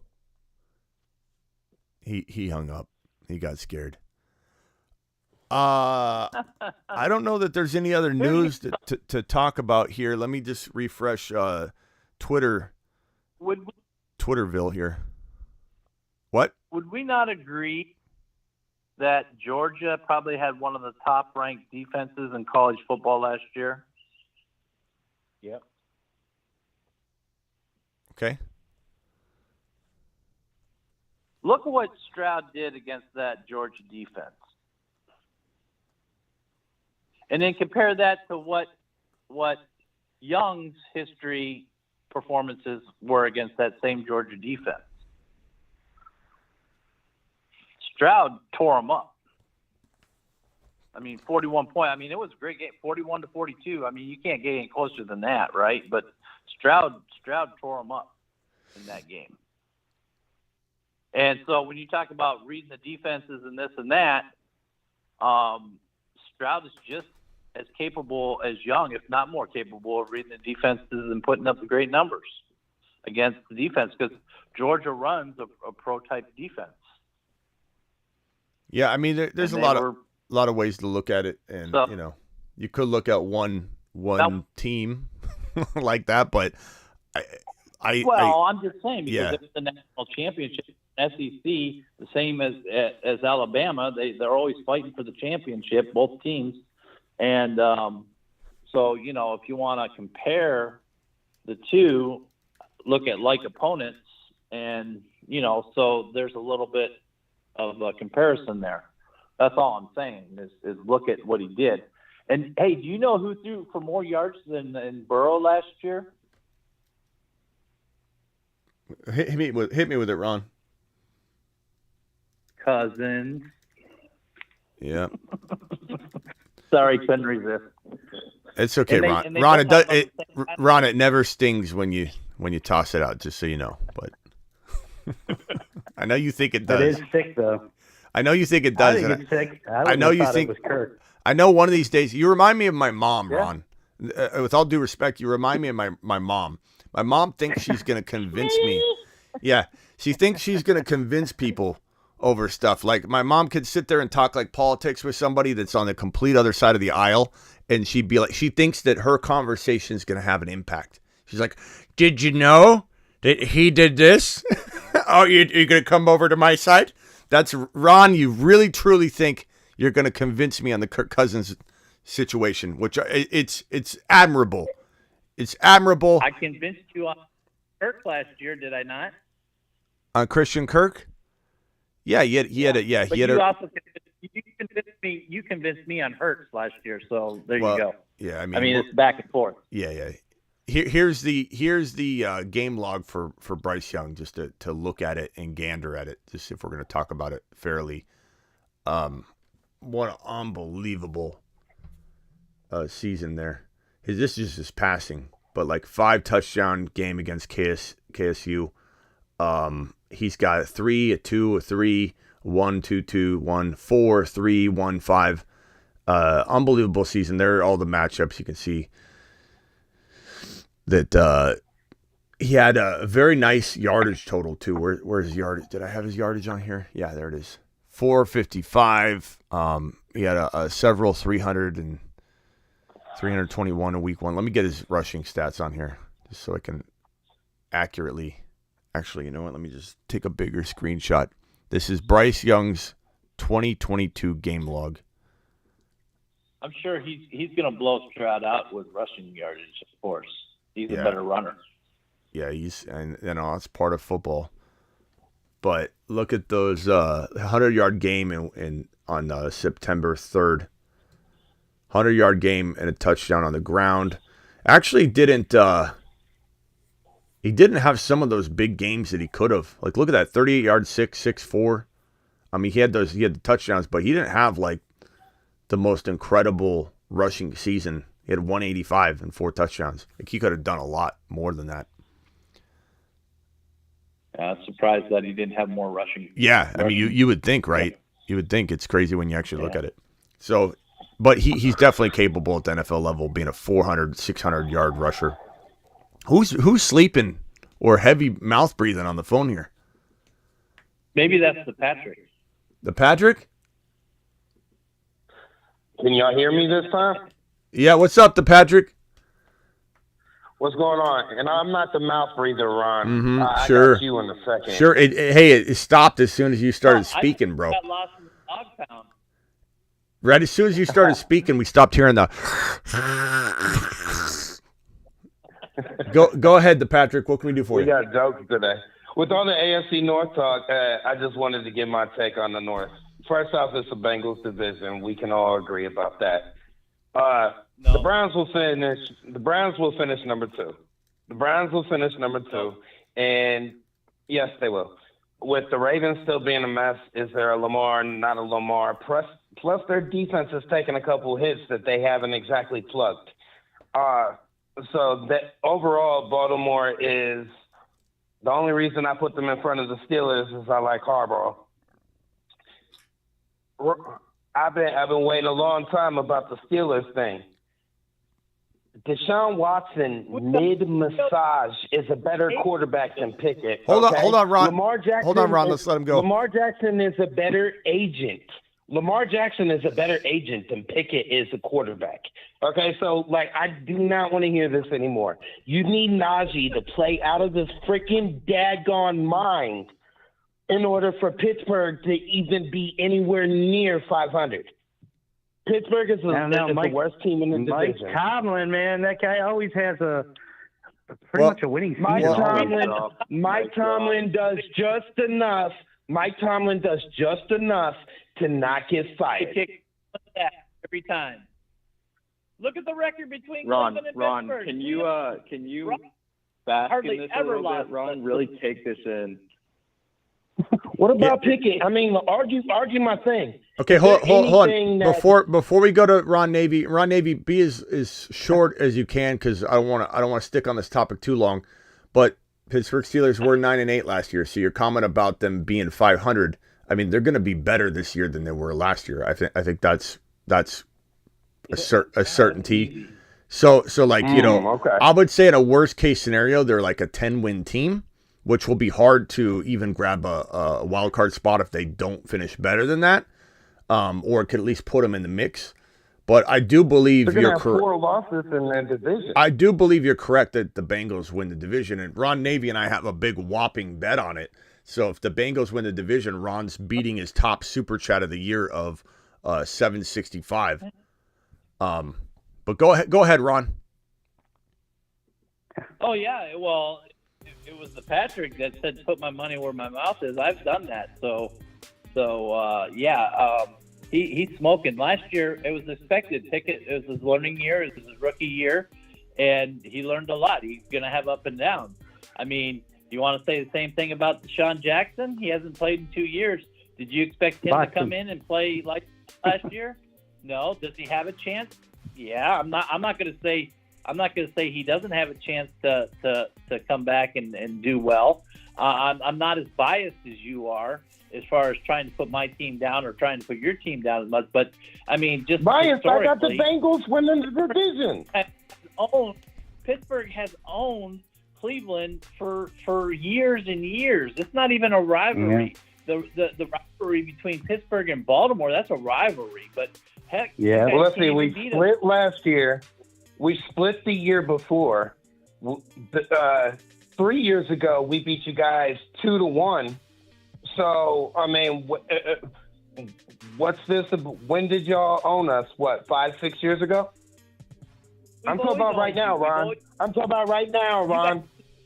The last time you guys didn't we? Yeah, we beat them in the playoffs.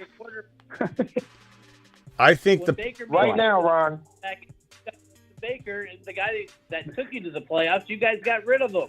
I think the Patrick and Ron. I think for a better quarterback. I think the Patrick and Ron. Is he? Hopefully. Has he proven Hold on. I think the Patrick and Ron should have a verbal bet here. The Pittsburgh Steelers versus the what side are you even taking on this? Like, I know you're talking about the Bengals. I'm a Cleveland Browns fan. Okay, let's go Browns. Because I'm realistic. Browns against the Bengals, or Browns against the Steelers. Ron Navy versus the Patrick. The loser has to come in here and beg the other for forgiveness. I'm up for that. I'm in. Okay. I'm in. All right. Ron's not going to forget this, by the way. I don't even have to write this down. Ron's going to remember it. It's ingrained in his head. You're probably on his wall, like Billy Madison. Ron's got a marker board where he writes down people's names. And he's like, this guy's been, talking smack about my Steelers, and I'm going to call him out on the next show. I love people to underestimate the Steelers because they Oh, always he's been on my prove list people wrong. for 2 weeks now. Okay, real quickly, let's go over to That's Fire. Would you like to support the Patrick and his claim that the Browns are going to own the Steelers? The Patrick. Oh, I'm sorry. Well, That's wait, Fire. does it come with the consequence of having to beg Ron for forgiveness? It does. Absolutely not. Absolutely not. I don't need to make a bet to the Browns are better than the Steelers. Way to put your Sorry, balls on the Patrick, line. You're on your own. Way to put your nads right on the table, pal. Those little walnuts. Way to put the walnuts right on the top of the table, bro. Don't be mad at my I have man no for obligation. self-preservation. I'm not a Browns fan. I'm in New England. I have no obligation to put my balls on the line for the Okay. Cleveland Browns. That's right. Hey, at least you know what you want to do, and I appreciate that. Let's go over to Corey. Corey, do you have anything you want to add to this little debate here? Well, yeah, I'm a little torn because I like the Steelers, but I'm going to give the edge to the Browns this year. Mm-hmm. I think Pickett still has a lot to prove. Naji is an average running back already, and he's broken down already. He scored 7 touchdowns in the last 4 games of the season. Naji did have a bad. Naji did get a bad rap for having such a slow start because of the Liz Frank injury. Like, I will say that. Let me pull up his stats because I'm not saying I'm not trying to like rip apart your stance real quickly, but I do want to say that like Naji finished the year rather well. I think people don't really look at how Naji finished the season. He did pretty decent. Yeah, he did. Like he had 10-34 on the ground and 7 touchdowns. He had 41 receptions for 229 and 3 touchdowns. He had 10 touchdowns. So like he did pretty good. He did pretty good. He had 80 yards and a touchdown. Let me put his final season up. I would say like he definitely I think is underrated walking into this year. I can't even get his full game log up. I love it too because you can get the draft. But hey, can I? Am I the only one here thinking this though? And pardon me for. Naji was solid. He was banged up at the beginning of the year. Well, hold on. Let me say what I was going to say. Am I the only one here thinking this? That the Bengals could be the only team, and everybody else is dogfighting and getting beat up in the division. And is it a possibility that I'm saying the Steelers? I even said the Steelers could probably pretty easily get 10 wins. But am I the only one thinking that this could be all like 9 wins, 8 wins, and the Bengals 13, 14 wins? Like, am I the only one saying that the head and shoulders top team in this division is the Bengals? I think the Patrick said that, but no, I think the Bengals are. I think that they're going to smoke everybody. The AFC as a whole, the AFC meaning all 4 teams as a whole this year should all have winning records because of the weak schedule. Their only competition is amongst ourselves because we play the AFC South, which is weak. We play we play weak teams this year out of division, out of conference. I don't know, man. North, we all should have winning records, and it's going to come down to the interdivision games between all 4 of our teams because the rest of the schedule should be easy peasy for all of us. I don't see Pittsburgh look at the team, but the Browns went 4-2 in the division last year and didn't even make the playoffs. Yeah, I don't know, guys. It's going to be a bloodbath in the North. I think it's going to be an absolute bloodbath in the North in both conferences. I mean, hopefully Lamar leaves. Don't sleep on the AFC South, though, because the Colts are a quarterback away from still having a squad. Right. The Jags are coming on. Tennessee, Mike Vrabel is one hell of a coach. And, whether it be Tannehill or whatever, he's not going to lay down. So I wouldn't sleep on the South. And just like Smitty said, the Texans are slowly but surely putting something together. Yeah, I think the South. This year. I think like the Lions, they could win 8 or. Ain't gonna be ready. I think they could win 8 or so games in the Texans and really be like the Detroit Lions, looking good. But I think as I don't know if it was the Patrick that said it, but yeah, the Colts. If the Colts get, let's say, Lamar, which we'll see what happens with Lamar. Then it's like the Colts. The Colts have more wins than I think anybody in the AFC North aside from the Bengals. If the Colts get Lamar, but that's just me. That's me. If they don't get a quarterback, then they're a 4 or 5 win team. Who's the Colts coach? I love this show tonight because we're talking about the Browns. We're talking about other teams other than San Francisco or the same teams we always talk about. I love the show tonight because we're talking about other teams. I mean, that's just awesome tonight. I like it. Yeah, this is. I mean, look, the AFC is I think they're a little bit less stacked than the NFC, but they've got a bunch of big, heavier hitters. Or they have three or four heavy hitters. I think the Buffalo Bills, the Bengals, the Chiefs. I think some would say the Chargers, but until they prove it to me, I honestly believe the Jets or the Dolphins will be a better team than the Chargers, unless the Chargers make a big, bold move this draft or offseason. So, those are heavy hitters, but those teams will do a lot of damage, across the board. But this is a wide open wild card race. I think anybody's crazy to write off anybody because, I mean, the Dolphins, the Jets, the Chargers, those are the lead dog wild card chasers because I think the Jaguars win the division. I think the Bengals win the division. I think the Buffalo Bills win the division. So it is the Dolphins, in my opinion, the Jets, and the Chargers probably. But past that, if one of those teams suffers injury, if two of those teams suffer injury, we've seen the Rams go from a Super Bowl champion to a cellar dweller. We've seen the Chargers be talked about, even by me, as being a potential Super Bowl caliber team, and they completely fell flat on their face. We thought the Raiders, or a lot of people did. I didn't love the Raiders. Record-wise or projection-wise, but the Raiders fell flat on their face. The Broncos fell flat on their face. It's very, very easy, and it's something that I can fathom that the Ravens if they get Lamar back and they draft a wide receiver or they do something crazy, the Steelers, the Browns, the Colts if they change their quarterback situation, the Patriots if they change their quarterback situation, the Texans if they draft the right combination of players. Any one of these teams could grab one of the wild card spots. So it is a fun and entertaining topic.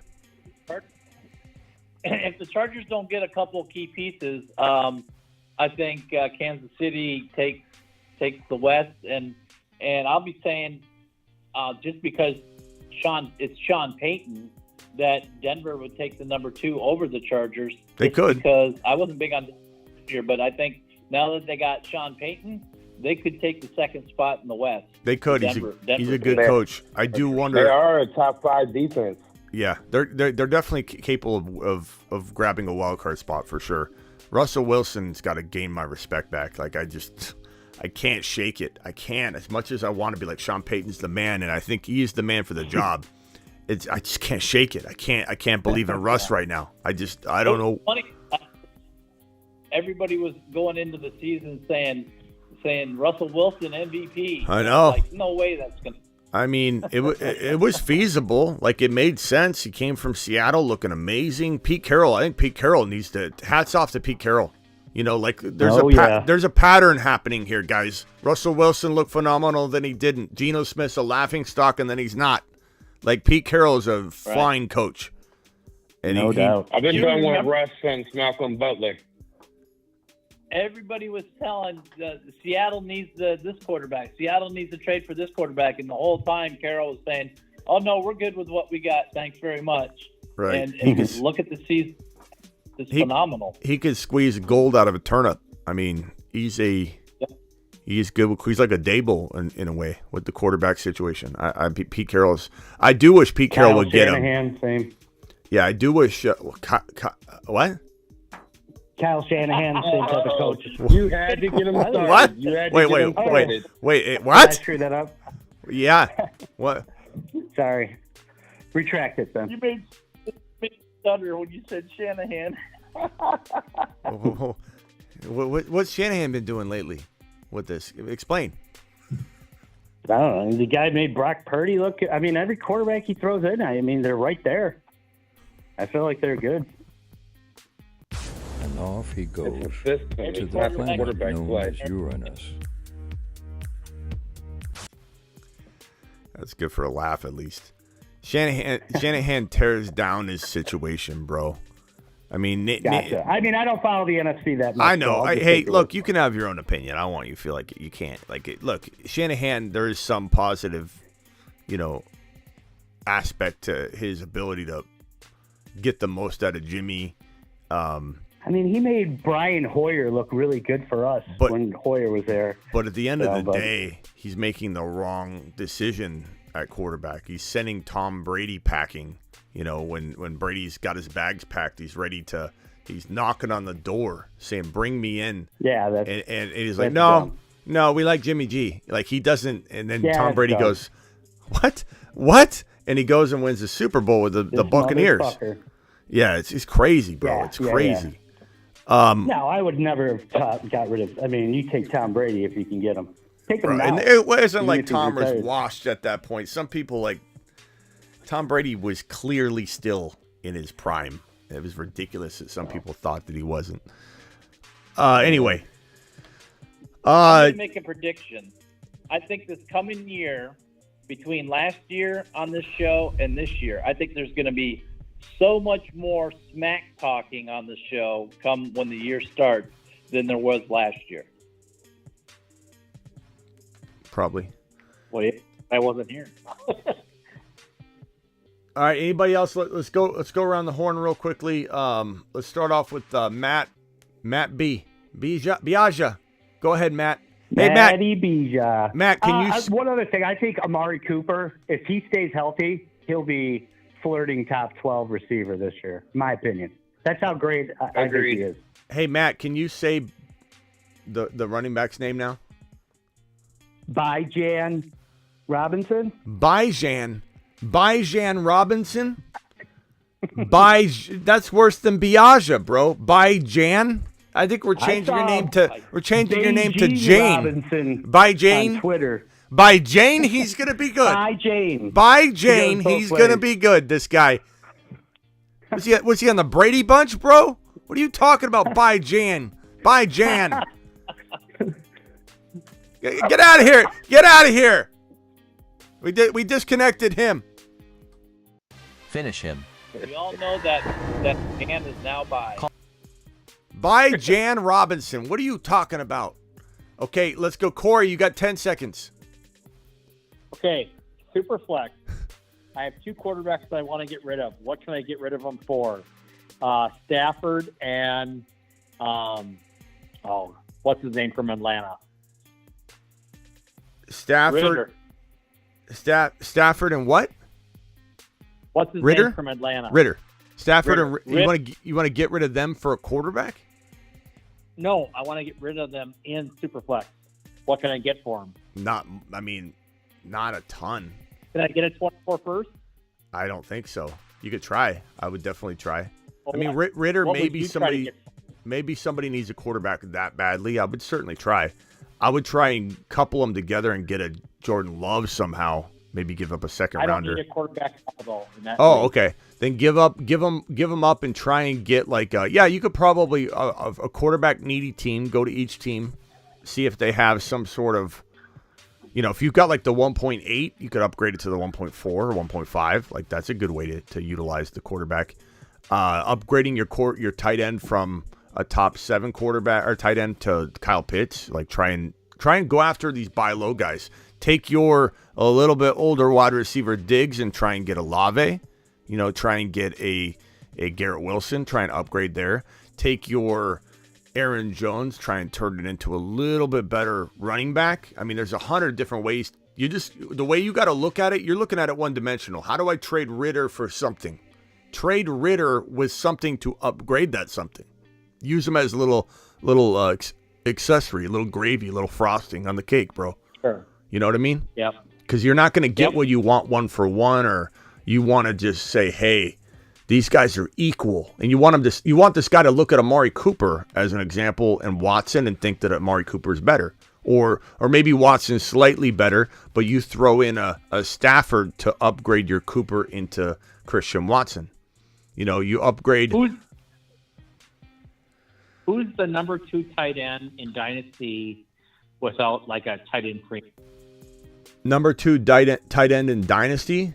I mean, Hawkinson's going to be a lot of people's number 2. I think Kyle Pitts is my number 2. You could argue Kelsey's still 1. Even if he had 2 years left in Dynasty, you could argue it. You could also argue that it's Hawkinson, Kyle Pitts, Travis Kelce. I mean, it just depends on the mind frame, the mindset you have.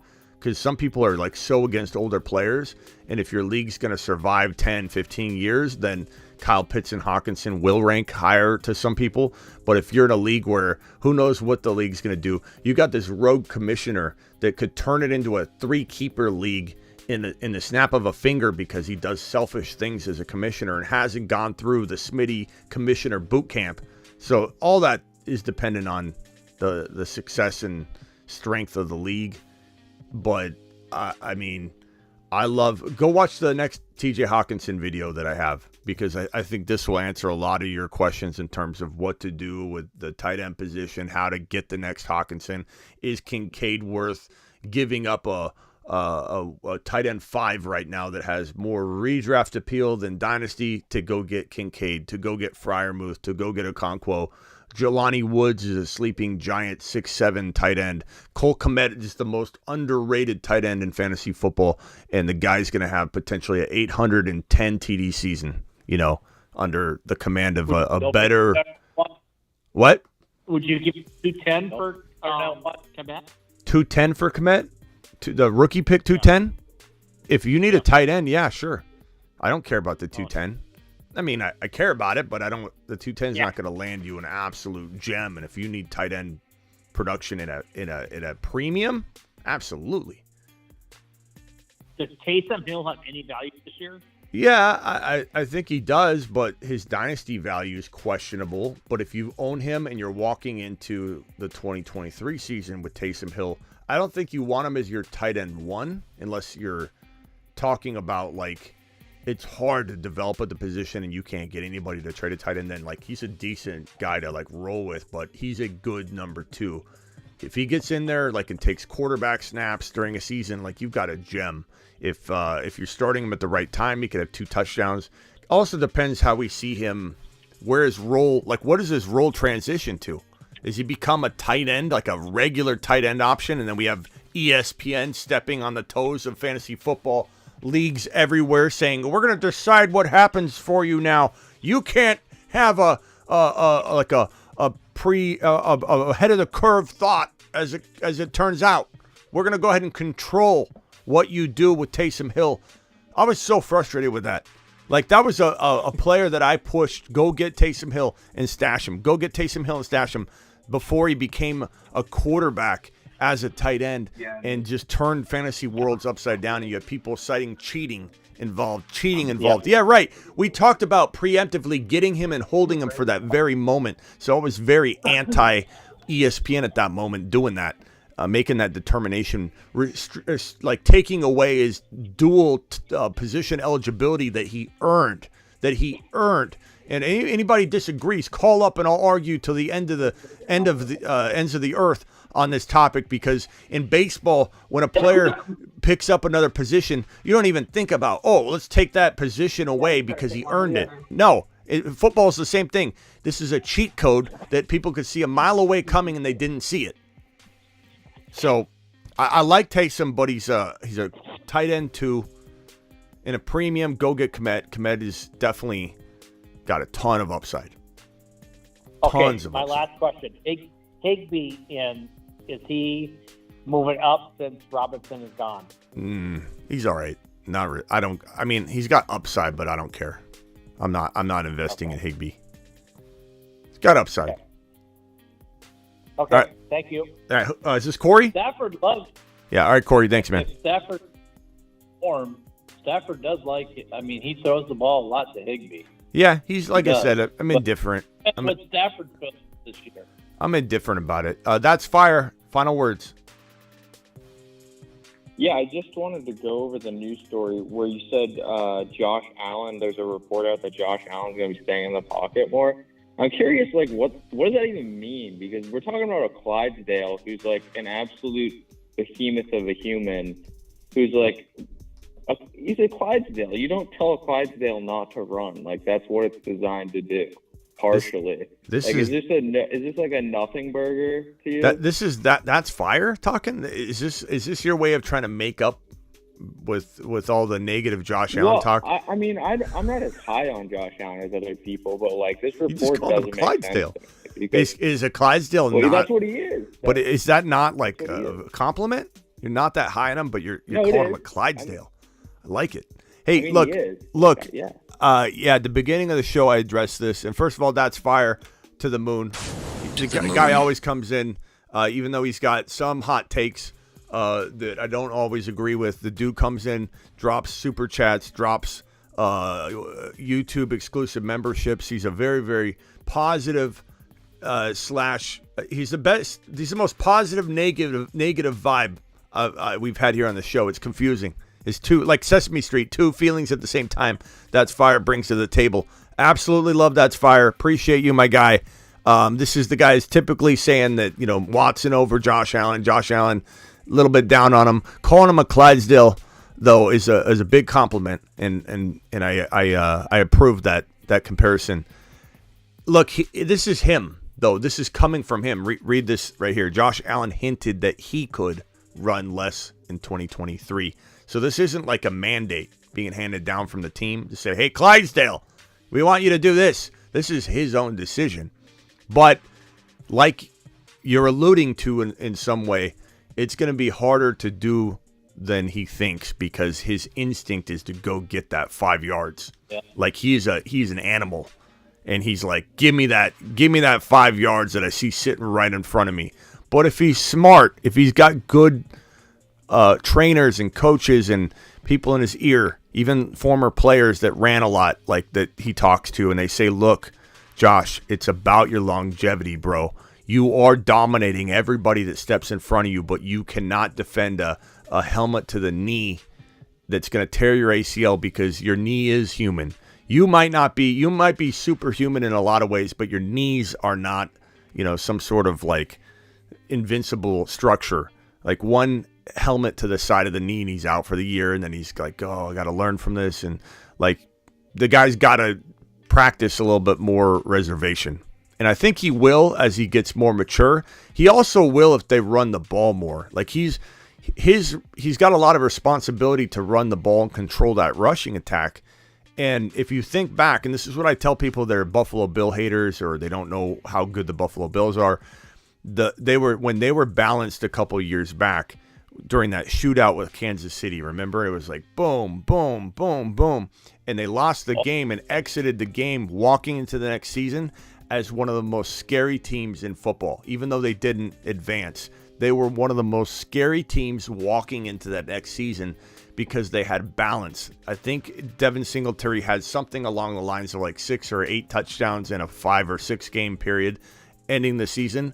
And Devin Singletary's no absolute gem, but they were running the ball effectively. So if the Buffalo Bills smarten up and they go get Derrick Henry, they go get Austin Eckler, they go get James Cook's brother Dalvin Cook, and they just add some spice to the running game, or they draft Charbonnet, a younger player, which is an even better move. Draft Charbonnet, draft Sean Tucker later, draft Kendre Miller, do something. But I'd rather them go up that ladder a little bit and go get Charbonnet versus, bank on a Kendre, who I like Kendre, and I think he's got upside, but go bold, go big, lean on the run heavily, and this will make Josh Allen not run as much. It'll make him more effective, and it'll absolutely turn this offense into arguably the most scary offense in the National Football League. Like it was, people have very foggy memories, like it was walking out of that shootout playoff loss where we're like, oh my God, Josh Allen's amazing. This offense is amazing. It's unstoppable. It just happened to be in this shootout going back and forth, and they need to get to the run. If they attack the run, if they invest in Charbonnet, if they invest in a second-round pick trade for Derrick Henry, Josh Allen won't need to run as much and this will be a little easier for the Stallion, this Clydesdale, to kind of back off a little I'd bit. even make it if they do that. If they can establish the run on a consistent basis, that could be the key to them going to the Super Bowl. Look, let me also say this. Josh Allen is winning a Super Bowl in one of the next 5 years, and the Bills are going to do it. They're going to do it. If they draft, let's say, Zach Charbonnet, if they draft or trade for a player like Dalvin Cook. I know Dalvin Cook doesn't have a lot of years left, but it is a phenomenal move for the next 1 to 1.5, 2 years. If they make a bold move at RB, Charbonnet being one of the draft options, they will they'll win a couple Super Bowls, at least 2 Super Bowls in the next 7 years. Like, Josh Allen is that good to me. He is going to be, but he's very much that kind of quarterback that can literally go out and win 1 year, win a Super Bowl, go out the next playoff run and literally throw the game away, or fumble the ball away at the, in the wrong spot, have his head down, come out the next year, win a Super Bowl. Like, he's that kind of quarterback. He's going to throw an interception, throw the game away, go out there unfazed, win a game because of his aggressiveness. He's that kind of quarterback. He's going to be mistake prone because he takes big risks and gambles. So this won't be a consistent, this team's going to dominate for 7 years straight. Like, the Chiefs had the capability of being that team. They could win multiple Super Bowls in a row. This guy will win 1 or 2 of them in the next 7 years. They probably won't be back-to-back. That's kind of my take on Josh Allen. Josh Allen's that guy. He's, up and down amazing. Good Charbonnet. Yeah, that's a good take on him. All right, Appreciate you. That's fire. Ron Navy, final thoughts, bro. Yes, sir. Yep. Like I said earlier, it's great. It's been a great show tonight. I like the diversity in the talk and the several different teams we've been talking about. It's been a lot of fun. So it's going to be a great year. I tell you, draft right around the corner, and we're going to get a lot more perspective of how things going, especially going into the Underdog best ball draft, the BB4. Yeah, we'll be back tonight to draft. So if you guys, yeah, maybe. It's almost full. Yeah, well, if not, we'll do a private draft. But there's the link if you guys want to be a part of the Underdog drafting tonight, whether it's going to be a private draft for the Garrett or for the whatever QB jersey we end up getting, or we'll do a best ball super flex. You want to 54,000 now. I pinned the link. Maxes out at 56. I pinned the link in the live chat. Make sure you click that ahead of time. That link will add promo code Smitty for you. If you go without using the link to the Underdog app, make sure you enter promo code Smitty to get up to $100 bonus match, dollar for dollar. So you don't have to deposit $100. The minimum's $10. If you deposit a minimum of $10, which will get you into one Superflex Underdog draft, they'll match that $10. So they'll match up to $100 on your first deposit. But if anybody wants to be a part of those drafts tonight, you have to, get in, signed up early so you're not on the spot trying to. So click the link now, sign up ahead of time. Does anybody see this Draymond Green stepping on this? Who's he stepping on? This Kings player? This is crazy. Anybody watching NBA basketball right now? I love playoff basketball. Draymond Green ejected for stomping on. Who did he stomp on? That was crazy. Ejected for, and he's acting like he didn't do anything wrong. That guy was grabbing his leg a little bit, but Draymond literally just smashed him, bro. Just stepped on him, just jumped on him. That's crazy. Wow. Go Suns. Go Suns. By the way, anybody wondering about my Underdog fantasy basketball team that I drafted over 2.5 months ago, and have this killer team, this complete gem of a squad. Let me see, completed. Let me go find. Where is it? I always forget where to look on this. Is it live best ball basketball? Okay, here it is. Yeah. So here's my squad. Oh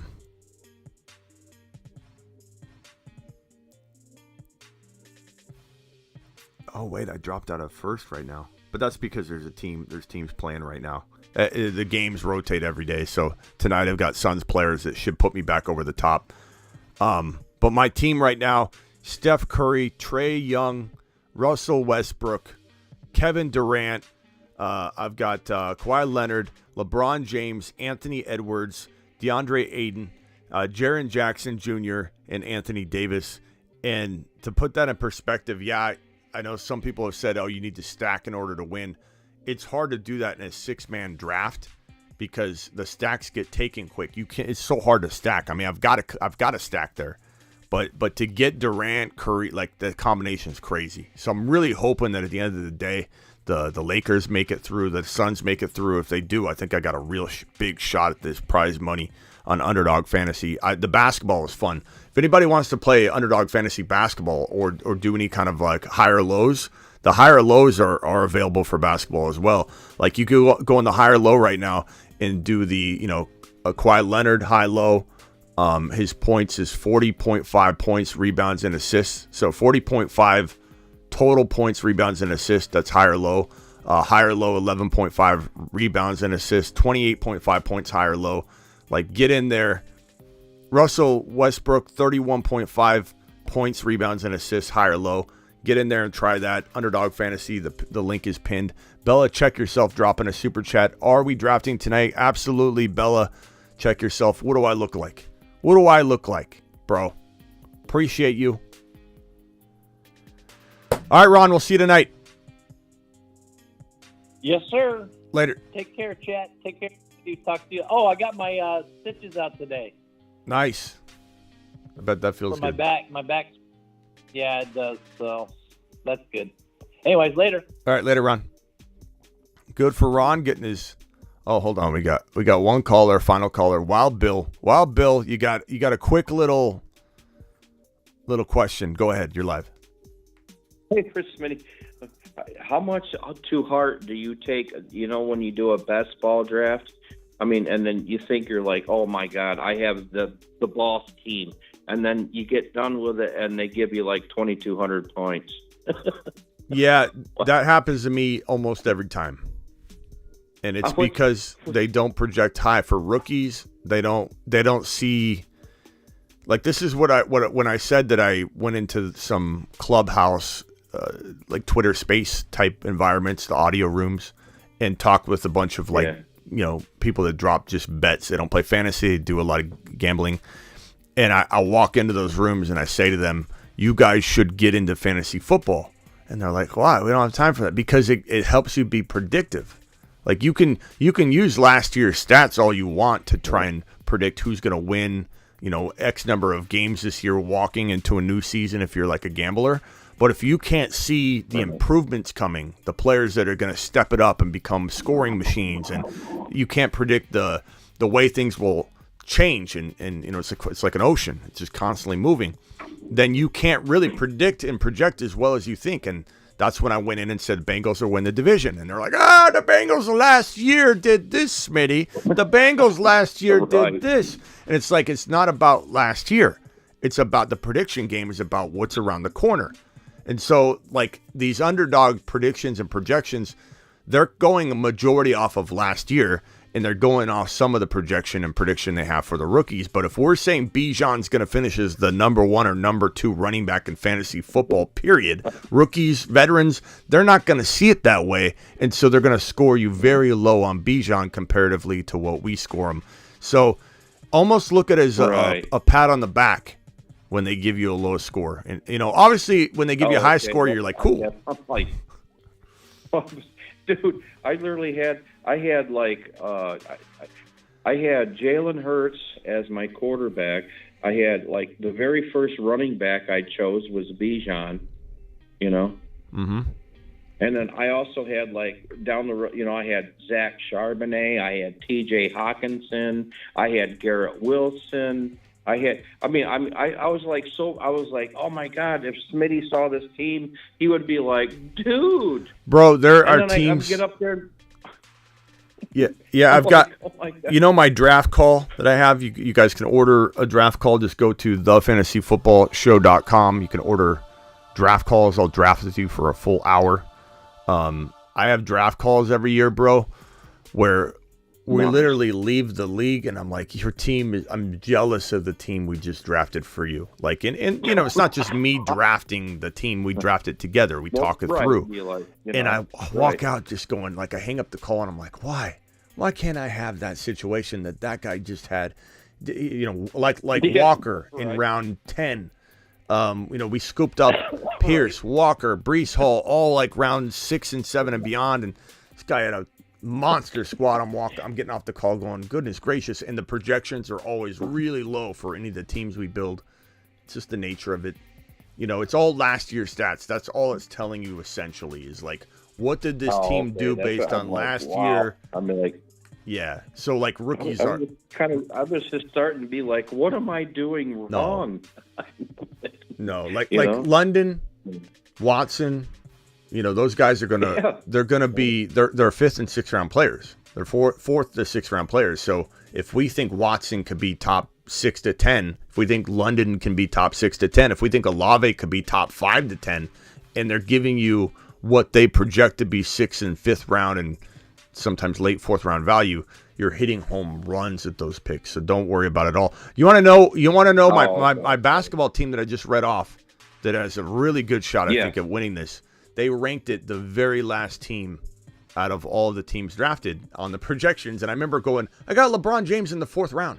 I got LeBron James in the 7th round in this draft 2.5 months ago because LeBron was hurt and the Lakers weren't projected to make the playoffs. Exactly. And I said, you know what? Yeah. I believe in LeBron. He's gonna circle this thing back around. And so I got LeBron in the 7th round, and they thought it was a stupid pick. It was going to be a waste of a pick. I got LeBron. I got Anthony Davis. So take it with a grain of salt, bro. Wow. Yeah. Okay. That's just. What else you got, Wild Bill? Any final thoughts? No, not really. I was just kind of like, I just thought I was doing something wrong. Just like I've been listening, learning mostly. Very. Yeah, I've been doing these best balls, Get ready for the fantasyfootballshow.com is my content site. The video courses are dropping on May 1. And you want to do any kind of fantasy learning, the video course section is going to be how to trade out of round 1, how to trade into round 1, how to identify your trade partner and kind of like typecast them into a certain personality type for trading, all that stuff, how to draft pick trade, how to just negotiate in general. Like that video course section, if you want to learn, that's where you're going to want to go. So, Wild Bill, I appreciate you. I'll see you tonight, pal. Yeah. We're going to be drafting around midnight. Thank you very much. I appreciate it. All right, Wild Bill. Later, pal. All right, bye-bye. To the moon. Send that man to the moon. That's it. On that note, Mitch wants to know, does anybody know, and this is where we'll end the show, there's a report out that Breece Hall was remeasured, and he's 8 foot tall. Breece Hall is 8 foot tall. He will always answer the mother freaking call. Don't let him fall. In the third, don't stall. Just give Batman the freaking football. He's Breece.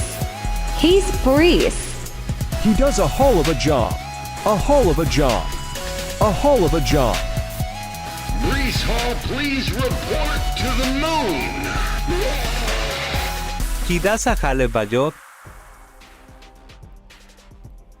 You're live on the Fantasy Football Show. We're on the way out the door, but how can I help you? Hey, man, I just have one quick question. Sorry to catch you before you get out. Hey, I have the 1.3 and the 1.4 rookie picks, and I got offered Trevor Lawrence.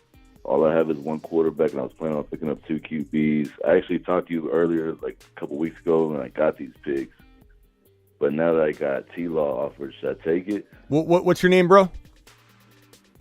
My name's Frank. Frank, let me I called and talked to you. Like, I still have the 1.1. I had and like you convinced me to trade the Trey Lance and Brock Purdy for the 1.4.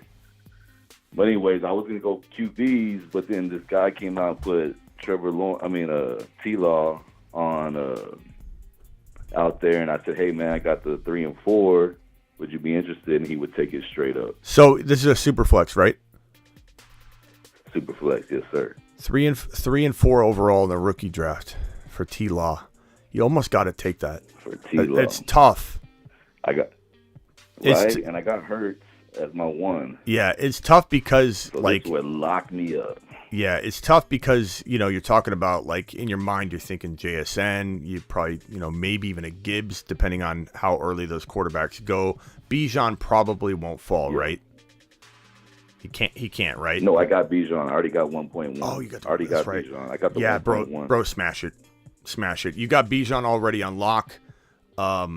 You need a quarterback. Where's T-Law going in a dynasty startup superflex? Top 6, top 7, top 8 at the most. Yeah. So you're getting rid of. He went 6. Yeah, those rookies. If you were to do a dynasty startup, and you were to take those rookies, whoever they end up being, and placing them inside your inaugural startup, if rookies were included, T-Law would go in the top 7, top 8. And those players that you're going to get it in the 3rd and 4th round wouldn't probably sniff the 2nd round. So you gotta take that T-Law and Hurts combo.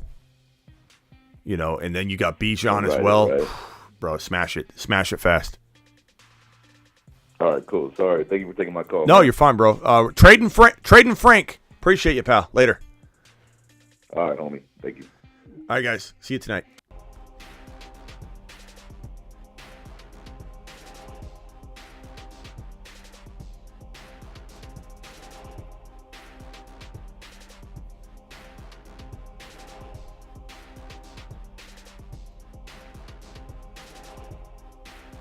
Yeah, that's a good trade. T-Law and Hurts with Bijan and everything else he probably had. He didn't even review it, but that's a great combination, man. Terry Roberts doing Terry Roberts things. Appreciate you, Terry, man, in the chat. We've got only 82 thumbs up. Please punch that thumb up button. Hit it, punch it, do it. Later, Mitch.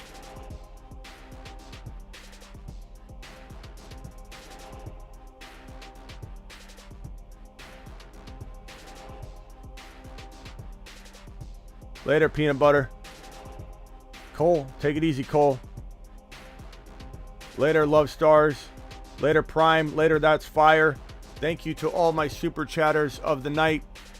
We've got Ron Navy dropped one. Said that's bold, talking about my Joe Burrow predictions. Bella, check yourself. Appreciate you. Isaac, my man. Bella, check yourself. Again, are we drafting tonight? Absolutely. Appreciate you all. Get Joe burrowed. People are getting burrowed left and right, and people are going to remember it. Get burrowed. Leave it on the fields. Just in time. Fields of dreams. Fields like making love. Outstanding in his fields. Fields so good. Fields general. My fields good. Uneven playing fields. Battlefields tested. Fields. He's for reals.